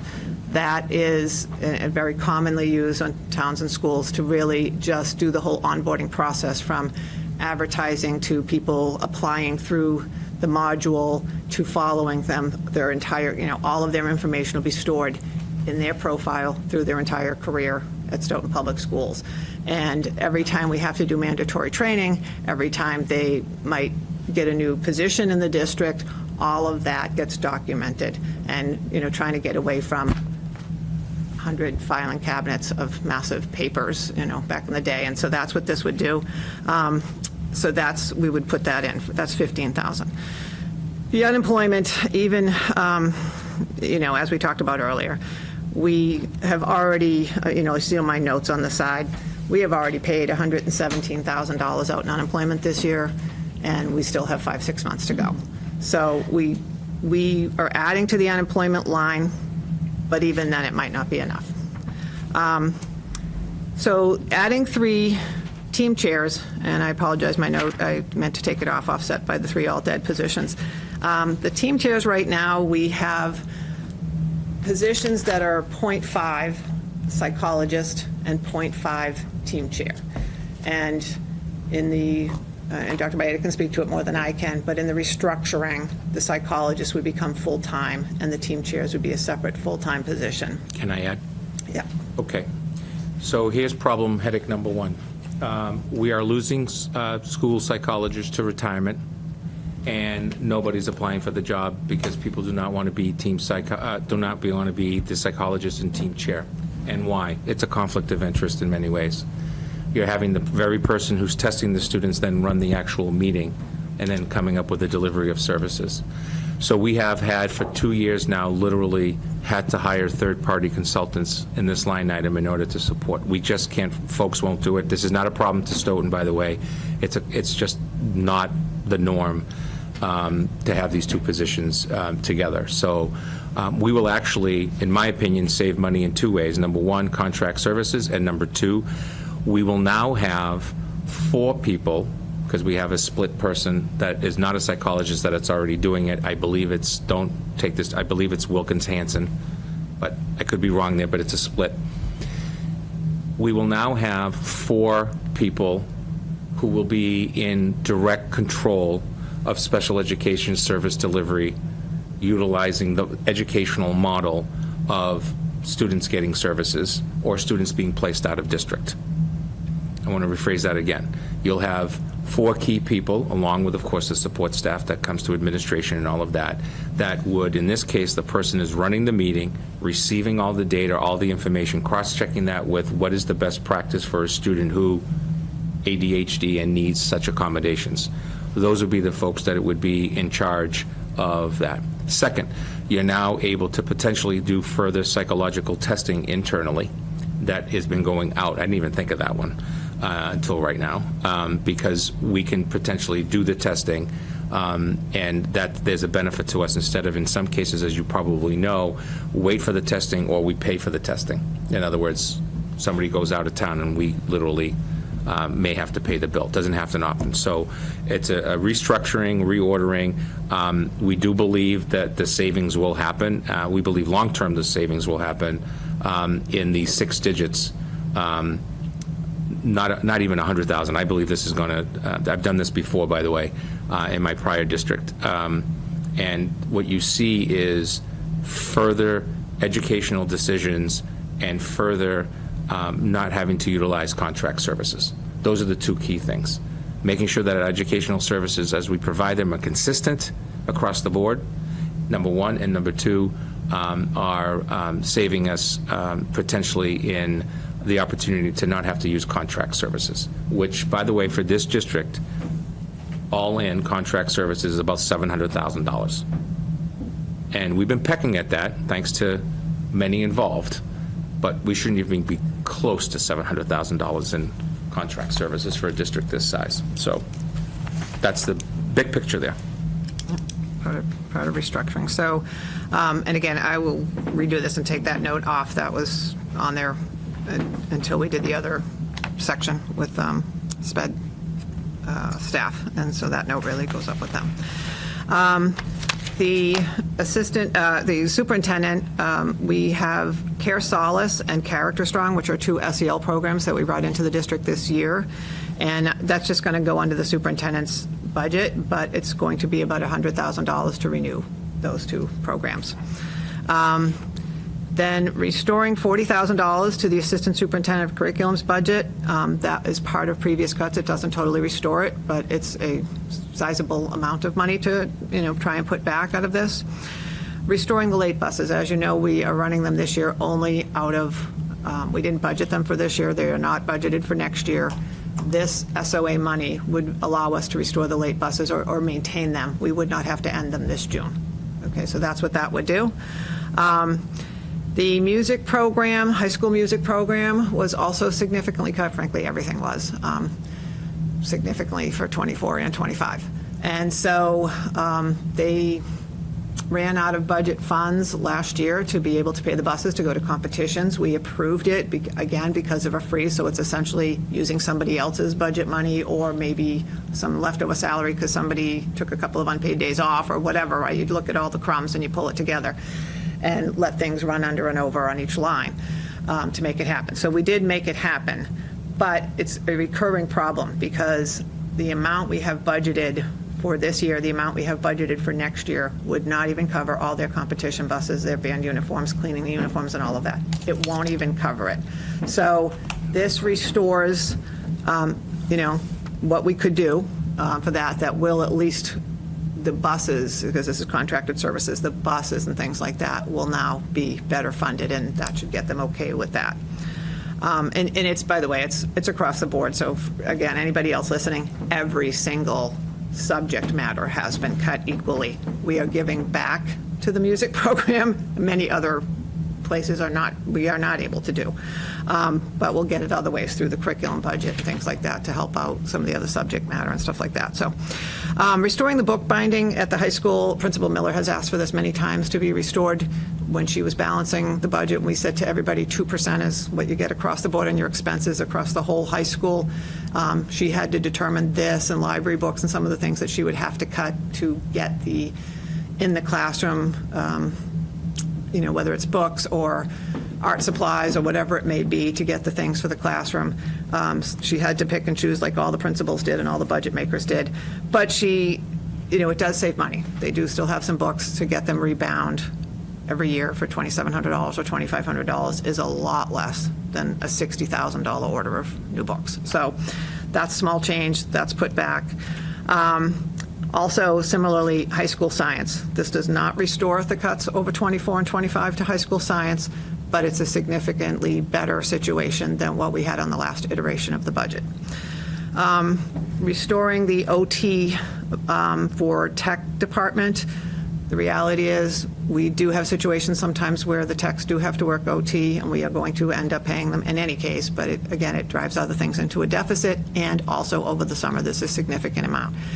As a reminder, or maybe it's new news, we did have 3 of, I think we call them Tech 2s. We have a director and assistant director and then techs, and we actually cut one of those positions last year permanently. We had 3, we have 2. They're filled. We will not be filling the 3rd. That position's been done away with as part of the budget cuts. So when we have cut one and, things are going okay, but the reality is those 2 remaining sometimes do have to do OT. So it's still a savings and it's working out, but I did have to restore that because it would have happened and we would have been paying it in any case. The next item, the mileage, was just something I think we missed. It's just been put back in. And restoring for the high school library, restoring the $5,000 that they have historically had in the book budget to purchase new books each year to add to the library, and giving them back $1,000 from their equipment line. The equipment line was not very large anyway. This doesn't totally restore it, but they really didn't have much else in equipment in any case. So, there's no math to say how do we get up to $2,819,434, because again, we didn't make cuts from the 3.8 to the 5.5. We never identified. So it's just saying whatever was in the 5.5 essentially stayed, and then this is what we also did, and that completely uses the 3.8% that the town promised and what the state's essentially promising to be the Chapter 70 SOA. So taking those pots of money together, keeping the 5.5, putting these back in is pretty much how we get there. And I did a little chart at the bottom to show that, what the FY25 budget was, what it would be with the 3.8, what the additional funding is. Together, all that funding adds up to $68,076,863, and that's exactly what our budget balance is too. School committee also wanted to know what things we had recent discussions about that we did not fund in this final budget. And that is the 13 kindergarten aides, the additional bus that was added this year that I just talked about a few moments ago that was never budgeted in any case, so it's just still not. The alt ed salaries and expenses, the program is no longer running, but those have been redeployed towards those sped teachers.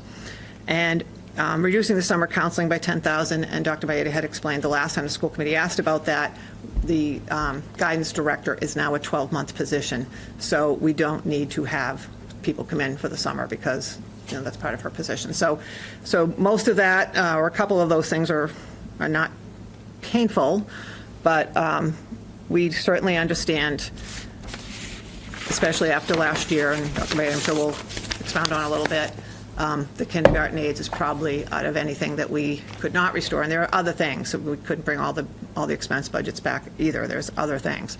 But we had to prioritize with what we had. And that's really about the only thing that is not funded at all. Anything else, we try to at least give some of the funds back in many different departments based on feedback we had and needs that we saw affecting the classroom, curriculum, things like that. So, and if you have specifics about anything beyond that, both myself and Dr. Baeta can try to answer anything you have.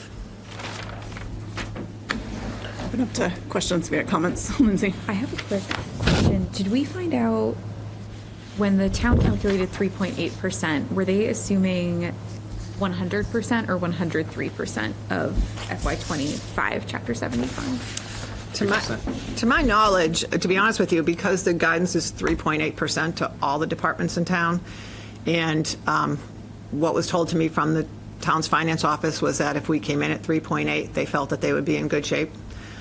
So I don't think it's necessarily a stretch or a pressure point to hit the 3.8%. And what they specifically budget, I was told by the town's finance director, Biz, at one point, a couple months ago, that they generally would budget what they budgeted last year, not received, budgeted last year plus 3%. And if she's listening, and she probably is, and I misspoke that somehow, Biz, call me, because I know she did say 3%, but in the end, last year, excuse me, what was on the cherry sheet, I don't know if it was 60 or 70,000 or whatever additional came in that they had. So again, that could likely happen again, even if we go with this number and it goes up. If we are budgeting to this number that's been published now by the state, and it goes up 100,000 or whatever, then that would just fall back to the town. I mean, unless the school committee has an appetite to have further discussion if they see that the number goes up, and that's up to you. But otherwise, it would go back to the town. So my understanding is that they conservatively, as anybody would in finance, budgeted at a 3% increase, and from all their various sources of their own aid and local, building permits and everything else that you budget when you're a town. So I can't speak any further on that. But this money wouldn't have come in. I mean, it was not going to be there, and they could make 3.8, is my understanding, comfortably. Not like there's tons of extra money, I'm sure, but they felt that they could make 3.8 across the town for the budget. And this big increase was not anticipated, even for us. We didn't know what it would be. Those numbers that came in off of our student body, and this is money intended to go through the town to the schools due to the costs of rising enrollment and the subpopulations, the extra supports, whether it's special education, whether it's low income, whether it's EL students. There is and the rising enrollment by itself, from everything from licenses from software to manipulatives, books, furniture. I mean, creating classrooms, as Dr. Baeta has said, in spaces that were not meant to be classrooms, and we still have things that we need to do to outfit those with additional, they would like to have some smart boards and different things in there that we don't have the money for. So we're going to try and figure that out, but it's meant for that purpose, and that's why the state came out with it, as you know. So hopefully the discussions that Dr. Baeta has had with some of the people at Town Hall, or I don't know who, I don't get involved in that, but hopefully there is an understanding that whatever came in, whatever it may be, would be added to the 3.8 from the town. Can I just say one more thing? Sorry, I meant to say it earlier. I did put a little chart at the bottom of the page 2. You probably saw it. But I might as well say it publicly so people can hear it too. With this significant increase from the state, and I do keep stressing, it's state funds. In this year's budget, I actually broke out the percentage that's being funded by local taxation versus what's being funded by the offsets of grants that shows in our budget detail page, as well as the Chapter 70 SOA. And with the budget as it stands, the local taxation out of our $68 million proposed budget is 200,000, I'm rounding. And the amount that would be coming from offsets, fees, and mostly grants, circuit breaker is not a grant, but circuit breaker, the shelter funding that we have in as an offset, and this Chapter 70 SOA, state funds, all of it, basically state or federal funds, almost 100% of the offset, that's $35,844. I keep saying million, which means that 52.65% of our budget, as this stands, would not be coming from local taxpayers. 47% of our budget, less than half, is what would be from local taxation. I think that's a really important point, because it has, it changes your perspective when I think people realize that more than 50% of this budget is not affecting local taxpayers. It's state money, federal money, grants, shelter funds, et cetera. So just wanted to point that out. Armando, question, please. Yeah, that's a key point to make. That's something that should be on the billboard in the center of town. Dr. Baeta, in the quarterly report, I noticed that, Heidi read out that the boiler had problems which had to be fixed. I was wondering if we have an estimate of when we have to replace the entire boiler, or when do we get to a point where it makes no sense to repair it anymore?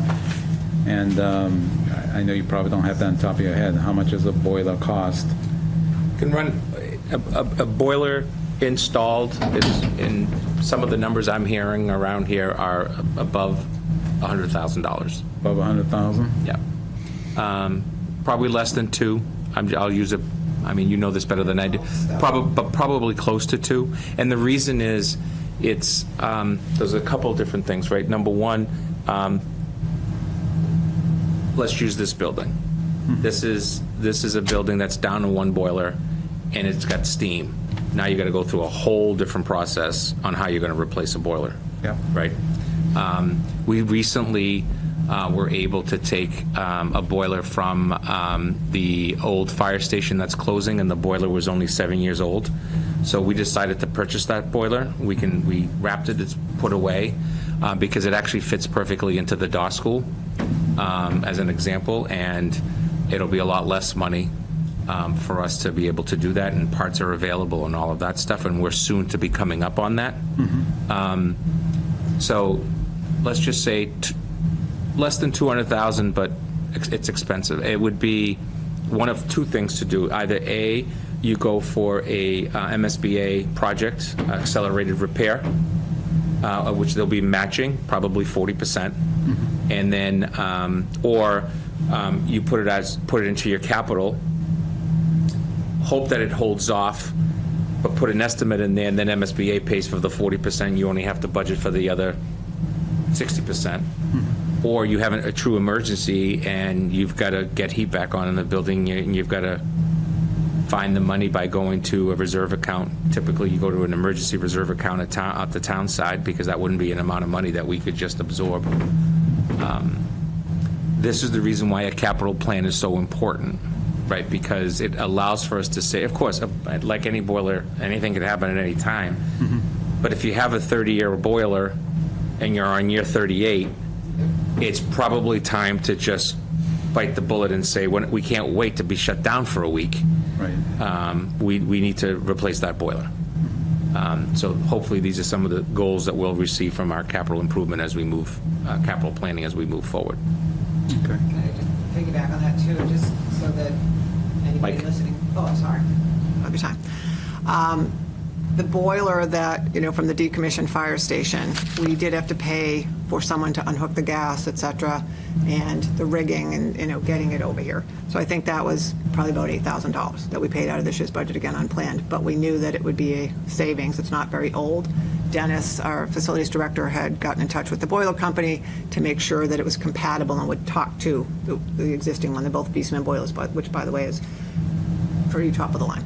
So that's good. However, when the time comes to have it installed, we first got a verbal quote from Commercial Boiler Systems, who is who the town has a contract with, of about $75,000, I believe it was off the top of my head. And when they sent the written quote, it was about $150,000.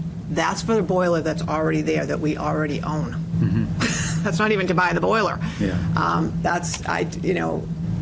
We would go out and figure out like if there's a better price on that, because that seemed pretty extreme for equipment that's already sitting there. But I don't want to speak bad about the vendor or anything else. I don't know. I checked around a little bit. That sounds high. But I also know that, of course, we pay prevailing wage, as we're required to do. That makes a difference, too. So even when we do it, it will be a backup when we figure out at some point on the capital plan to put in for that money to have that boiler hooked up.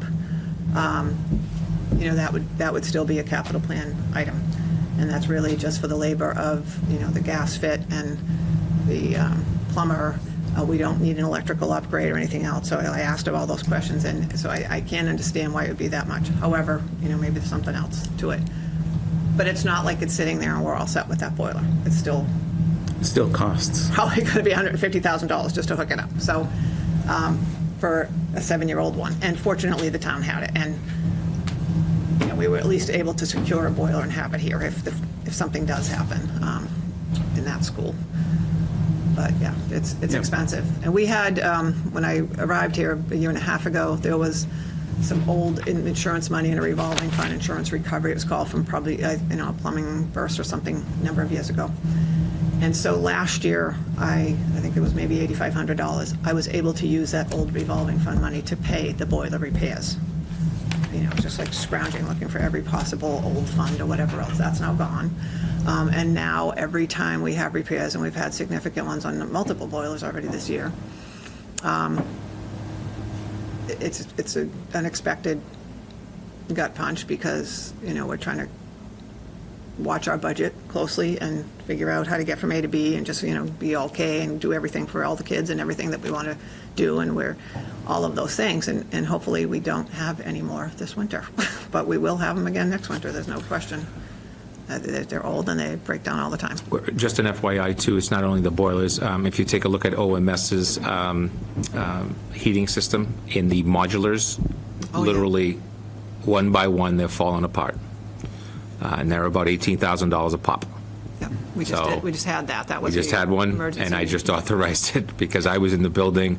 We had to have a room open to heat the other room, and classes couldn't be held in there. So those are falling one by one. They're now 25 years old, and they weren't made to be 25 years old. So we got a lot out of them. So, but these are all capitalized them outside of today's budget discussions. But still, one of the things we have to do long term is we're going to have some discussions on the town side that there's a shared line item, I think, where if these emergencies come up, either side can ask for it. We don't have an emergency line item, so what we get is, well, you haven't expended all your line item in technology, so why can't you just take that money and fix it?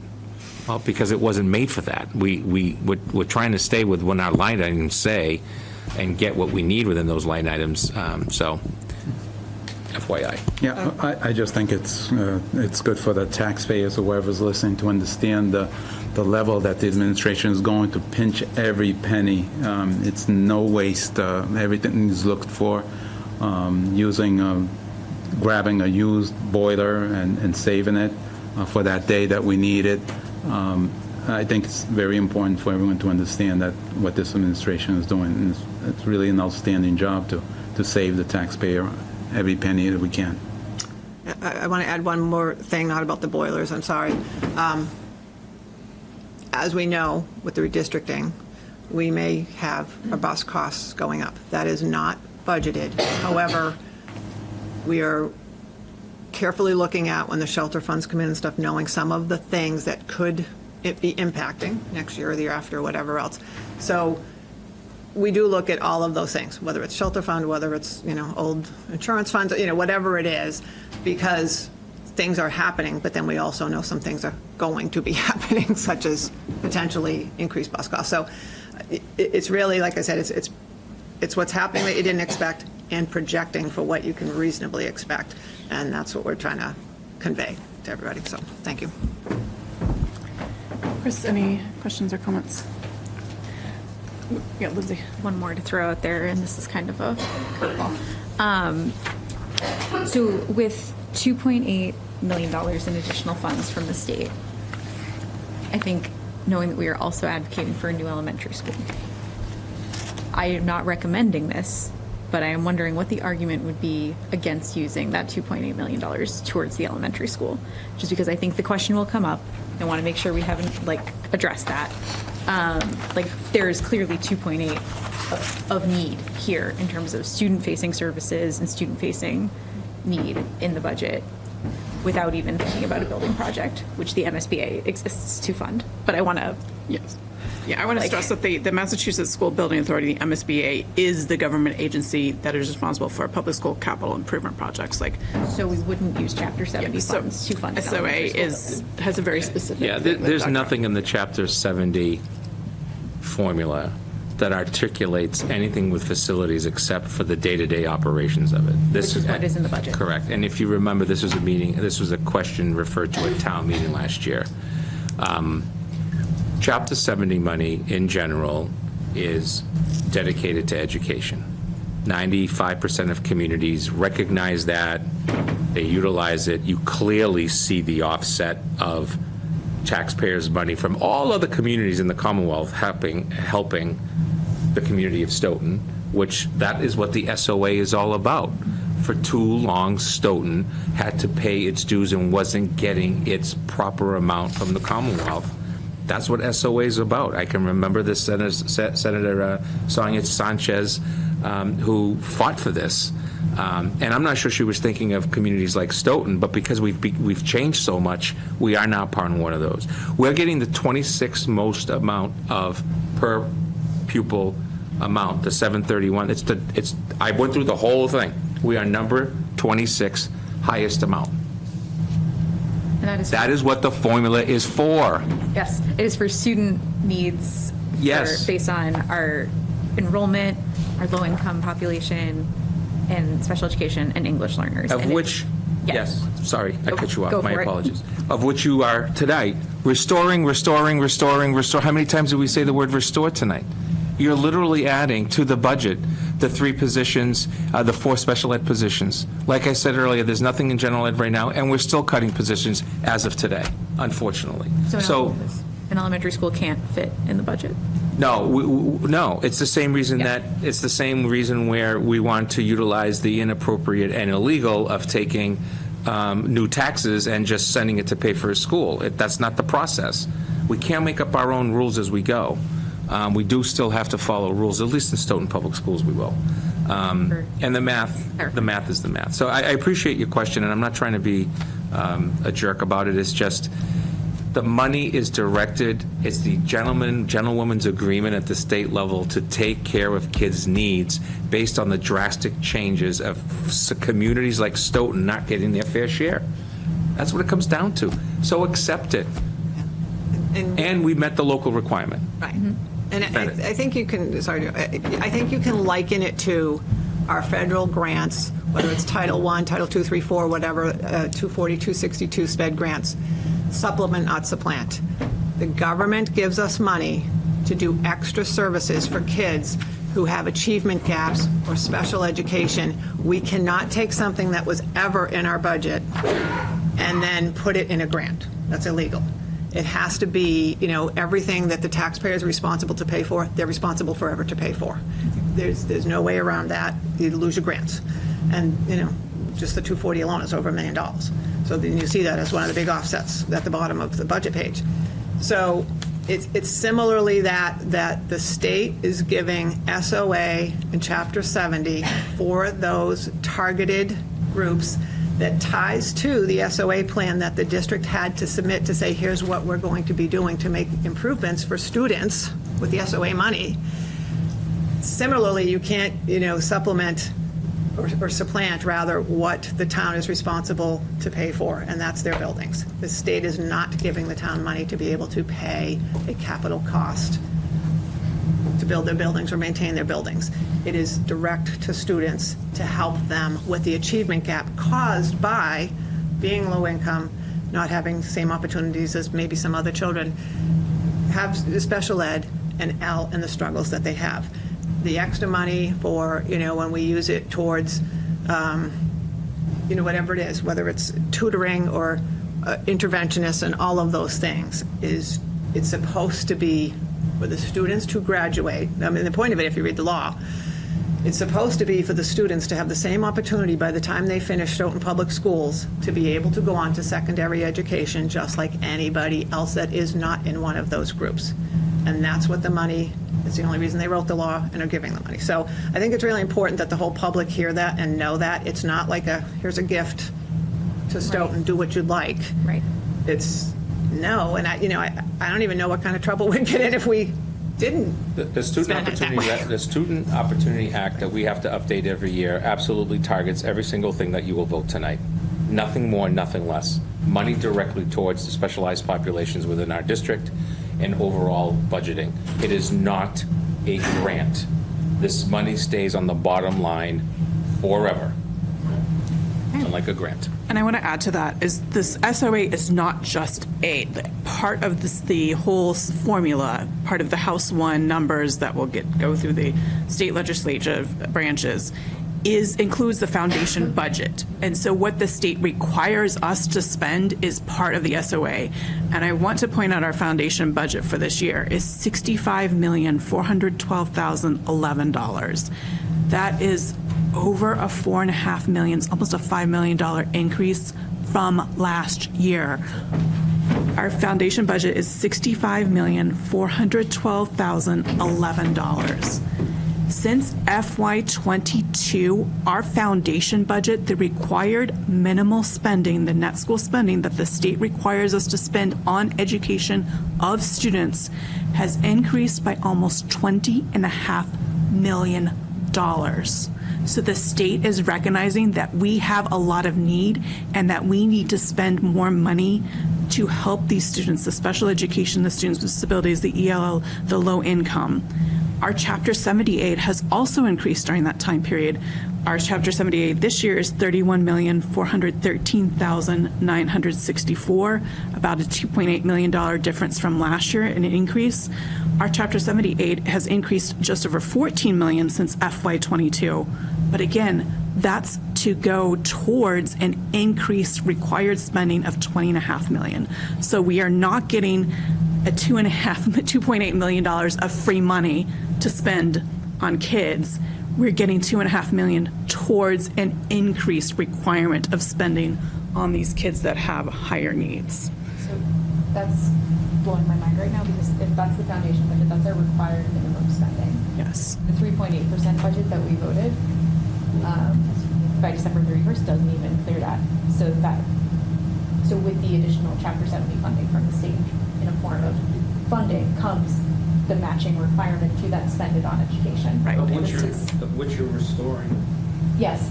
from We are restoring. FY24, Mix that on. non-personnel, potentially you could say one-time costs.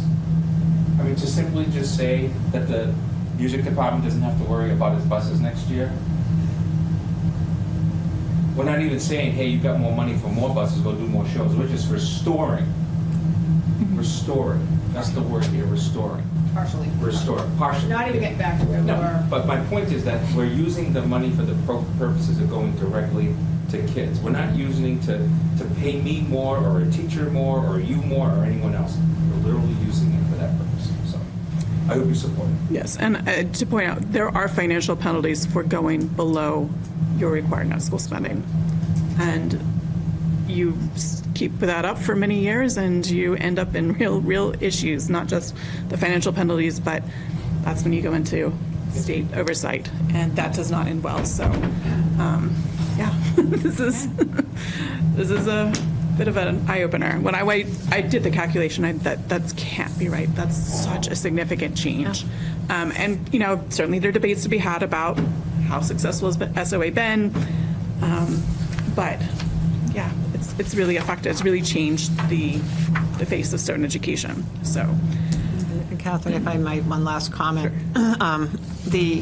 As you know, the list that I went down was what, with this amount of money, when it became clear to us how much it would be this year, that we felt from the first iteration down to the 5.5 that we cut, that's putting some of that back. But everyone also has to keep in mind that we would have been cutting another 15 positions if we were at the 3.8. It's not just these. We hadn't even started getting to the deeper cuts yet. And if the SOA Chapter 70 money is not used for the budget, then you are going back to cutting all of this back down and another 15 positions probably in the classroom. That's what 3.8 will look like. So it's devastating. I mean, it's wiped out. all right. Yes. Will you entertain a motion, or do you Yes. have additional? Nope, comments? I'm happy to entertain a motion. Okay, so on December 30th, we voted a bottom line budget total for FY26 of $65,257,429, which was a 3.8% increase over the prior year. I would like to make a motion that in addition to that we adjust the bottom line for FY26 to reflect the 3.8% increase from town funds, or that was recommended by the town, and the addition of FY26 Chapter 70 funds of $2,819,430. Sorry. The words aren't happening right now. I apologize. Bear with me. The Chapter 70 funds in the amount of $2,819,434 for a total budget increase for FY20. Sorry, not increase. It's really not happening. I apologize. For a total budget bottom line for FY26 of $68,076,863. Would it be helpful for me to say that again without the, yes, I think, to clarify, so we've already submitted our budget. This is what we're petitioning the Finance Committee and Town Meeting. Correct. Is for the additional money. So we have submitted the 3.8 budget. We are now, that we have received word of this additional money, is petitioning for the additional funds. I So would suggest that you're not petitioning, that you're adjusting. adjusting, okay. yeah. So to rephrase, move that we adjust the FY26 proposed budget that we submitted on December 30th that reflected a 3.8% increase from town funds to include the additional Chapter 70 funds in the amount of $2,819,434 to be a total bottom line for FY26 of $68,076,863. All right, so that motion was made. Do we have a second? Second. It's tied. I'll give it to Chris. Practice makes perfect. Yes. All right. Any more questions or debate on this? All right, it's been moved and seconded. All in favor? Aye. Aye. Aye. All right, so that was carried 4-0. And now it falls to me to update our cover letter that we are sending to the Finance Committee. Signed by us. Yes, co-signed by the superintendent and the school committee. And if we can make sure that Karen gets a copy of this. Yeah. She was especially interested in the copy of the, those are my notes that I'm all, I don't know if she wants my chicken scratch on it. I'll get a copy of that. I'm just But gonna- she wanted a copy of the differences that were recommended. So that I need another copy of the big one. Okay. Thank you very much. Really appreciate all the time and putting that together. And my notes are all over the place. All right. Now on to the redistricting committee update.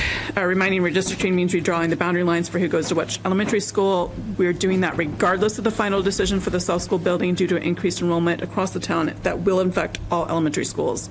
Our next committee meeting is February 13th at 6 p.m. Most likely be a hybrid meeting with in-person option here at the conference room of the district offices at 31 Pierce Street in Stoughton.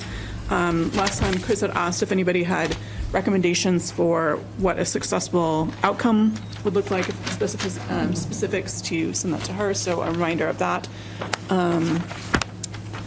Anything else about registering committee for now? Nope, not yet. Crickets in the inbox, just saying. They'll be filled soon. Yes. Next to modular updates, reminder, we have a couple of possibilities in play. One is the need for 1 to several modular classrooms at existing elementary schools, regardless of what happens, due to just being out of space. One is a need for several to many temporary classrooms because, heaven forbid, something happen at the South School or OMS, all the heaters go out or something, and then looking at potential multiple modulars if the revote for the elementary school does not pass town meeting and or the town election, which would mean closing the elementary school. So there are a couple options in play for that. Any update on modulars? None of this. Okay. Elementary School Building Committee update and responsibilities. There was an in-person community forum on Tuesday, January 21st at the high school. That was also streamed live, and you can find a recording of it on the elementary school project portion of the Stoughton Public Schools website. The next step for the elementary school project is special town meeting on February 3rd. That's Monday at 7 p.m. at the Stoughton High School. That's Article 1 to approve the debt exclusion for the project. If it passes, the final step will be the regularly scheduled April town elections on Tuesday, April 8th. Note the date change for that. Any comments about the community forum? Question? Yes, Armand. When's the next one? That is a good question, and I also would like to know when the roadshow is happening. Or it should have happened a long time ago, but we definitely need that roadshow on the road. And I think waiting for a special town meeting is almost too late. So I would like to see that move forward. I know that we've been advocating for that. One thing we want to address is there is a petition article from a resident regarding the South School project, Article 2, that was designed neither in conjunction with or vetted by anybody from the school department, asking the select board to set the enrollment for school building. That is not the select board's responsibility. Student enrollment falls under the responsibility of the district, under the guidance and direction of DESE. And I want to add that the school building committee thoroughly studied the option of a 300 student school. It's listed if you look under the project as the 225 enrollment, but it is meant for 300 students. They reviewed all possible options, including designing and pricing out a 300-student base repair of the existing South School building, a 300-student addition renovation of the existing South School building, and 3 new 300-student constructions on the Park Street site, which is the site proposed for the project that we're looking at. And the building committee, with the support of the school committee, voted against a 300-student school in favor of the 600-student consolidated school for many reasons. One is enrollment. The South School currently has more than 300 students, so a 300-student school would be too small the day it opened. It also doesn't allow space for the district's growing need for in-house ELL and special education programs, which are mandated. They're less expensive to operate in-house, and rather than out of district, and they're better for students to be with their peers, their family, their friends, their neighbors. A 300-student school does not address the Wilkins Elementary School, which, if it is to remain as an elementary school, would require extensive repairs and possible additions to suit the need of 21st century elementary education. The building committee estimated that in 2024 to be around $46 million, maybe more, something like 54 once you add in soft costs and all of that. Doesn't address the Jones building, which is approaching 100 years old. It's down to the last boilers we've mentioned. It's one of our more expensive buildings to operate. As we've mentioned before, it costs more than the high school to heat in the winter. It's also too small for our current needs for preschool. And as a preschool administrative office, it's not eligible for MSBA funds, and any renovations, which are estimated around $16 million at least, or replacements. The 2023 Facilities Master Plan estimated that as at least $25 million. That would be all on the Stoughton taxpayer. The 300-student school doesn't allow for reduction in overall operating costs. One new consolidated elementary school allows the district to relocate the preschool administrative office to the Wilkins and return the Jones property to the town for town use or sale. And the current South School property would be sold or returned to the town for town use or sale, and leave the district with 2 fewer buildings to maintain and operate, which results in savings. It would a 300-student school also, and because of that, having to address the Wilkins and the Jones would possibly postpone the OMS and other town projects. Having the one consolidated school allows the school to just kind of stretch out the timeline of doing additions and renovations to the other elementary schools, allows the town to take over and do some of their projects. Economy of scale, it's more efficient to build one bigger building than two smaller ones. If it costs like 1x to build one small building, it's about 1.5 times to build a double building versus 2 times two smaller buildings. There's also savings from maintaining one kitchen, one gym, one art class, one music room, one library versus 2. And then impact to students, a 600-student school built in line with IDA and other legislation and built for the 21st century education goals benefits more students than a 300-student school. So there's that. So just a few reasons why we support the 600 school project consolidated thing. So we priced out the 300 student schools, and the new construction options range from $81 million to basically $84.5 million. So it is not a significantly cheaper option than the one that we looked at. So that's what I have to say about. Yes. And that would be $84 million out of Stoughton's pocket, right? Yes. With no state funding. No, that's the total project cost. So with something 40%. But following the path put forward by Article 2 would not be eligible for MSBA funding. And Right. The path, exactly. The path put forward by Article 2 does not use the MSBA, so that would be fully out of Stoughton's pocket. That's correct. Okay. So I lost count of how many reasons, but that was a lot of reasons that the proposed plan from the building committee makes sense and has been researched and evaluated. Right. Okay. It's one of the many reasons that the MSBA also fully supported the 600 student consolidated school. Chris, yes. A question and a comment.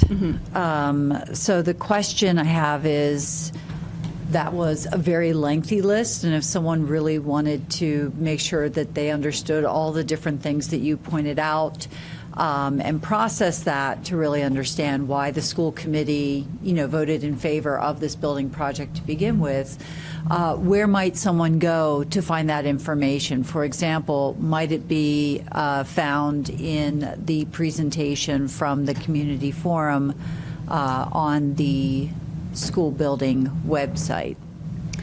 That's a good question. I gathered information from various places, and I think that might be something worth pursuing, is putting this forward and having this kind of point by bullet point list. I know that the independent working group has their own summary, and some of these are also echoed on this, not necessarily drawn for them. They don't mention the Jones School, for example, on theirs, but I think that would be helpful. I'll talk to the person who maintains our website and talk about putting this kind of summary up there.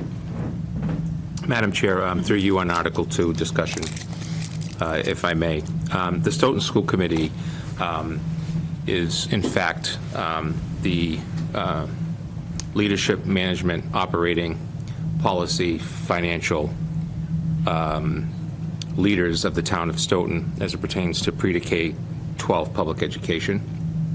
You should not, I urge you to not consider a vote tonight that you're against this article, because this article completely oversteps the process of the Stoughton School Committee. You are the governing body of the school department. You have to be the makers of the motion for the purposes of a building process. It then requires, after your motion, that it go to the select board, town meeting, the taxpayers. This article is being sent forward because our history is to send forward petitioned articles. So tomorrow I'm going to write a petitioned article for the upcoming town meeting for $20 million to grant the select board to put a big crayon somewhere in downtown, and the town meeting is going to have to listen to that. So I urge you to take a formal vote against this article based on the grounds that the Stoughton School Committee is the governing body of its facilities. The process starts with you, the governing body. It doesn't even start with the superintendent. It starts with the governing body, which is you by state statute and by local charter. This has completely circumvented that process based on special interest, no information, not even a design of what this is going to look like. If I recall, and correct me if I'm wrong, I believe that the town meeting said no or it was pulled when we had the fire station originally going up on one side of town because there wasn't enough information. What information will the town meeting be voting on? So I would urge you to consider, and again, your call, to formally take a vote that you don't support this article because the article oversteps the governing body of the Stoughton School Committee as it pertains to state statute and local charter. I'd like to point out that there are no supporting articles included in the booklet for Article 2. It's just simply a motion. Madam Chair, if I Yes. could make my comment now. You did? I'm sorry. But that was important. I do think it's important actually to point out two different things. One is a point that was made during the community forum. What's the argument for a community member who does not have kids in the school? You know, why should they support? And I would like to reiterate, because it's good for business. Because it shows supporting the infrastructure in the town. Education is part of that infrastructure, and I know that building Stoughton's business base is really important to us, and if we're able to attract more businesses, it will help address the tax burden on residents. But businesses want to come to towns where they have an educated workforce, and they want to come to towns where they have good schools and affordable homes because they need workers who can afford to live where they're based.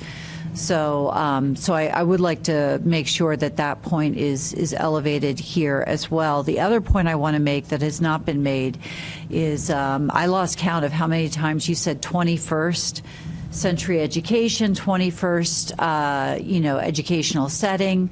And I'd like to remind our viewers that that is not cutting edge. That's 25 years old now.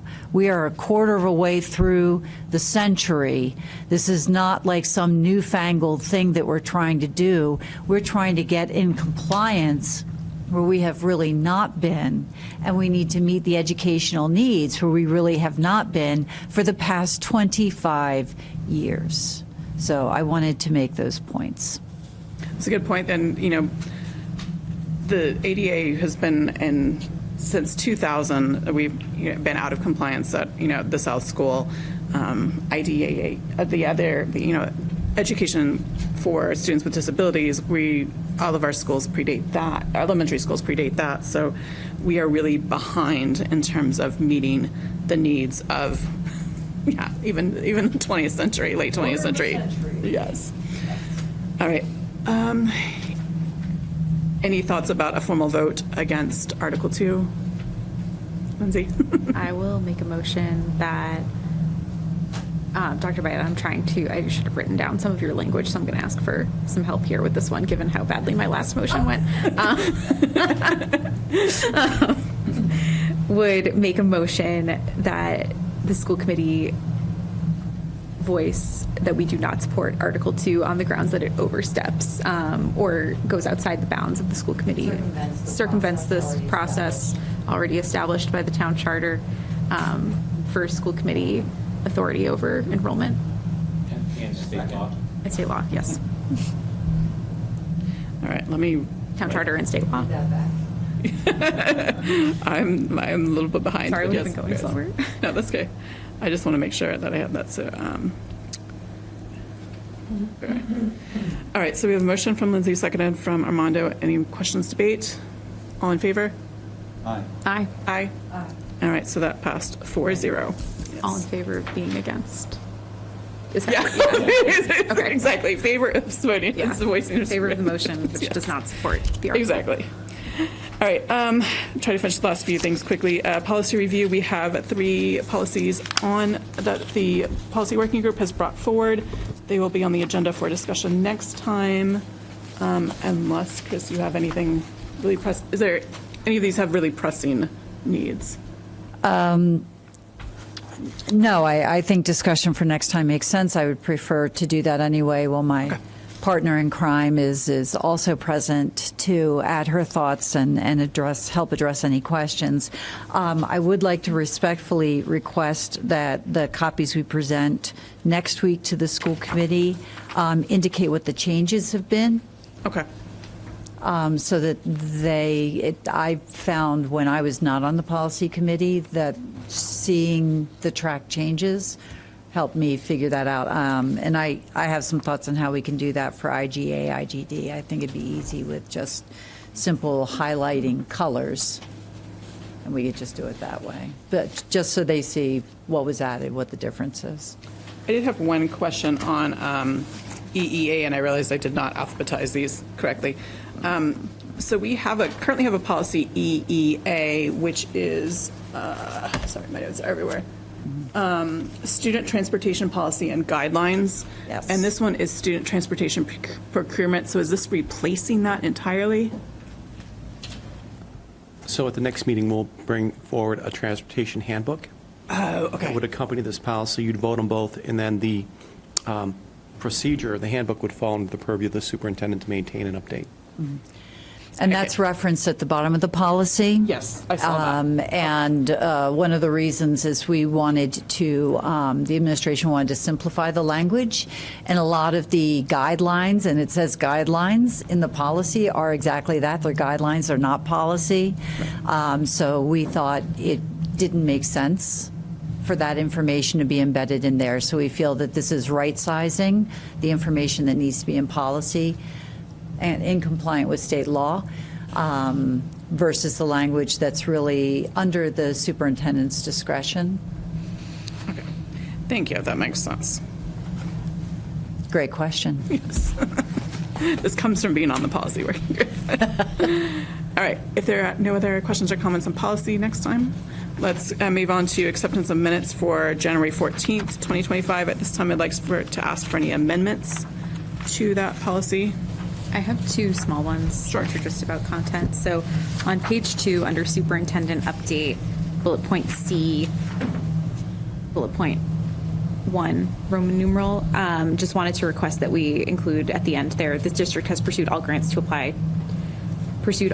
apply to homeless students under McKinney-Vento, just to make sure that that language is in there in the future if folks are like looking for McKinney-Vento discussion or something, want to make sure that that is easy to find.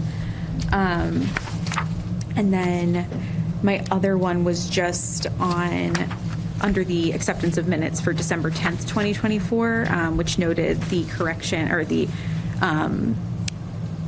clarification of comments from the December 10th meeting that were made during public comment.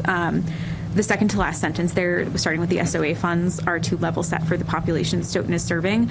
I just want to correct the end of that sentence and say, and the funds do not have an end date, but the rollout is a 6-year process, just for extreme clarity there. Again, this is not a grant. This is money that is consistent, built into the budget year to year. The rollout, however, is a 6-year process where like the ramp up and increases slowly will taper off. Okay, anyway, yeah, just wanted to make sure that that is reflected there. That's it for me. Okay. Any other ones? Yes, Chris. First of all, page 2, under new business, congregation plural use of school facilities request. I would like to do a quick sidebar and remind my colleagues that once again, there are major crickets in the inbox around use of school facilities policy. There were a lot of discussion about what that policy needs to be, but yet no actual recommendations provided. Moving on to actual edits on page 3. Under Stoughton High School Program of Studies presentation,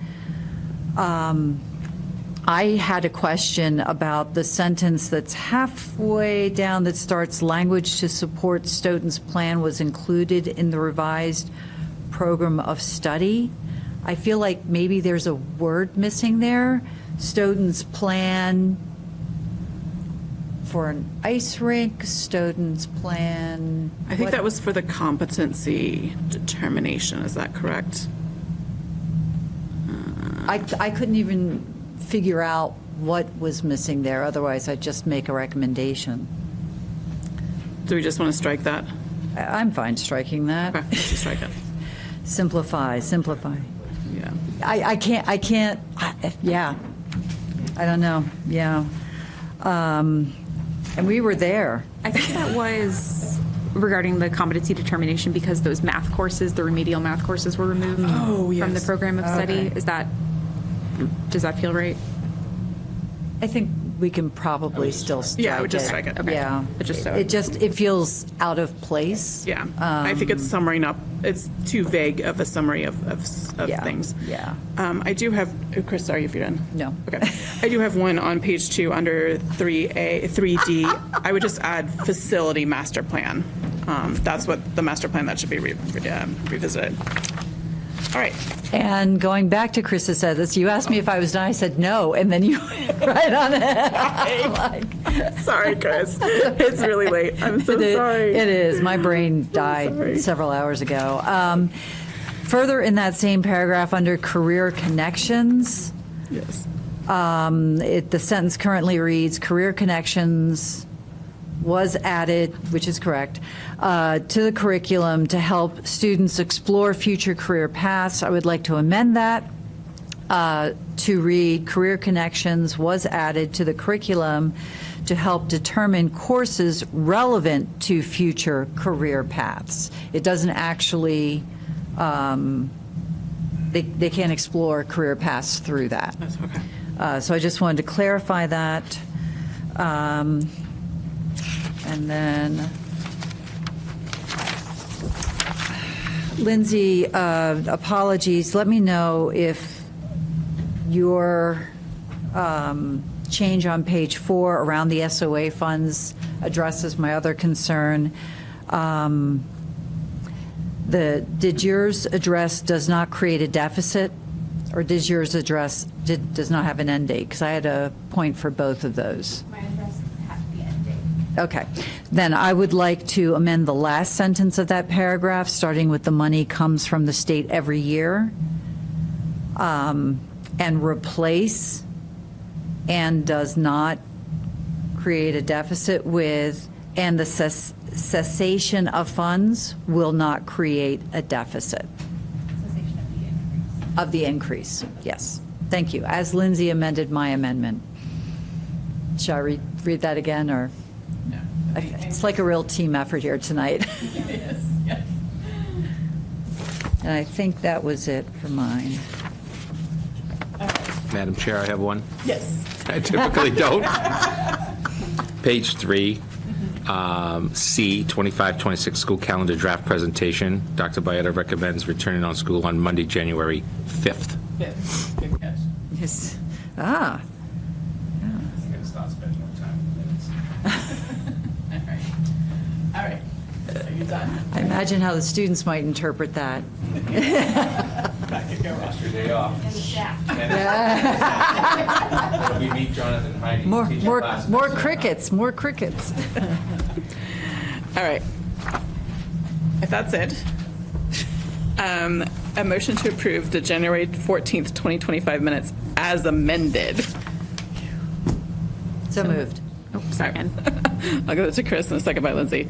All right, it's been moved and seconded. All in favor? Aye. Aye. Aye. All right, that's carried 4-0. Very briefly, we have an update on the Stoughton Equal Opportunity Committee expansion proposal from Select Board Member Deborah Roberts. She sent us a revised draft of the bylaw. This is being submitted to the town's attorney within the next day or so for review before adding to the town meeting warrant. So if you have questions or comments, I'm happy to take them now or send them to me as soon as possible so that I can send them directly to her. She is also interested in having someone from the school committee co-present this with her at annual town meeting. So that's, I think, up for future discussion. But right now, she tracked the changes that she made here. Speaking of tracking changes, with the strike through and the highlights, those were some suggestions that were made to this. So does anybody have thoughts right now? Just wanted to make sure I'm clear on next steps. Do we need to just send recommendations, or are At we this- voting? At this point, she seems to be just looking for recommendations. I have not been totally clear on how this process, because we got this proposal at the same time that the select board did, so we were not involved in drafting it to begin with, and then she asked us for feedback. We gave her some limited feedback, and then she's presenting this, but saying that she's going to take this, this needs to go very soon to the town attorney for revision, to review before it's added to the town meeting warrant. I think if we want to take a vote in support, that would be helpful to her, but if we don't feel prepared to do that, then I don't think we should, but I've been a little unclear. Sorry. No, go ahead. I was gonna say, so maybe next step is like review, send feedback to you by like tomorrow. Tomorrow, if possible. And then if we have any, and then at the next meeting, since it will have at that point been reviewed by Right. the town's attorney. Okay. We'll have something relatively final to review. That sounds great. I that will bring Okay, that up I with her, yes. Yeah, if we could get it, and then we could choose to vote on it at that time if you felt comfortable. So let's, I'd like to push back on that timeline. Okay. Just how late it is now. right, yeah. Trying to get edits in No. tomorrow fair. is a bit of an ask. Okay. Why don't we say, what is Thursday? And again, all right, so if we can have edits or suggestions to me Thursday, I will, by the end of the workday on Thursday, does that make sense? And then I can get it to her so that she can have them reviewed for the town attorney. And then if she can send it back to us for our final approval. Very briefly on correspondence, we had an email from a parent asking about having a standard time for turnaround on grades for teachers to post grades on Power School, especially at the middle and high school level, citing the ability for students and their families, as well as administrators, to be able to address missing materials, students who may be struggling, or larger issues among the student body in general in a timely manner. This parent was not able to find a protocol or policy setting a standard time regarding posting grades, and noted some inconsistency across different team subjects, individual teachers, et cetera. So, Dr. Beta, if you could very briefly explain, like, what is the school committee's responsibility with a request like this? I don't currently believe that you have a policy on the turnaround time, and I don't think you should have one. I think the issue is what is the demands that we place on this. I have seen this type of language in contracts before, just to be in my prior history. I don't think we have anything, Jonathan, in either. So I would request that you provide me the opportunity to tackle this. I have concerns about it as well. It's not all educators. It's educators, and what's happening, though, is that time is important. I mean, if you're on a term, 4 weeks is the halfway mark. If you're on a trimester, 6 weeks, sometimes it can be late, and sometimes students are not seeing their work corrected for 4 weeks, 5 weeks. And then all of a sudden, we find out that we're not doing well. So I think it's a discussion that we have to have with the principals. Specifically, this is a 6 to 12 issue. Specifically, this was in one of our buildings that it came up. So I will take it on. Okay. Report back. Chris, question? I would just like to thank the parent for writing in and say that this was something that we experienced in our household. It was extremely alarming and caused a lot of tension and anxiety within the household. It was unnecessary simply because it didn't accurately reflect the grades as the student understood it. And the parent doesn't have always a lot of other information to go on except Power School. So I appreciate you making this a priority. Thank you. I would just want to bring up a couple of webinars that are coming up this Friday. Jesse is hosting a webinar for school committee on Know Your Students' Rights, Immigration and Students' Rights, this Friday, January 31st at 10. That's on Zoom. There's also an MASC, Massachusetts Association of School Committee, learning lunch on using data to inform diversity, equity, inclusion, and belonging on this Friday as well, January 30th at 12 p.m. on Zoom. So I've signed up for both. Welcome to, I think you have the information for that. Anything else? Yes, Armando. This is a question for Dr. Wyatt. It's a really hard I have a huge pile of paperwork. What does the law say we have to keep them because I write my notes in it? No, the law does not require you as an elected official, because everything that you work with is public notice, so we have to keep a copy of everything that you're provided for school committee meetings and all of that. In my prior life as a school committee member, at the end of the year, I would turn it over to the school department and have it shredded. You're happy to provide that to us, but you're not required by law to keep it. Some people like to keep it until the end of their term, and then some people just, it's really up to you. All right. If there's nothing else, our next regular meeting is Tuesday, February 11th at 7 p.m. here in the conference room and district offices at 31 Pierce Street in Stoughton. Don't forget the special town meeting on Monday, February the 3rd at 7 p.m. in the Stoughton High School auditorium. Motion to adjourn. So moved. All right, made by Lindsay, seconded. Second. I'll give it to Armando. Moved and seconded. Roll call vote. Aye. Aye. Aye. All right, 4-0 and 9:50. So thank you all for coming and good night. This meeting is adjourned.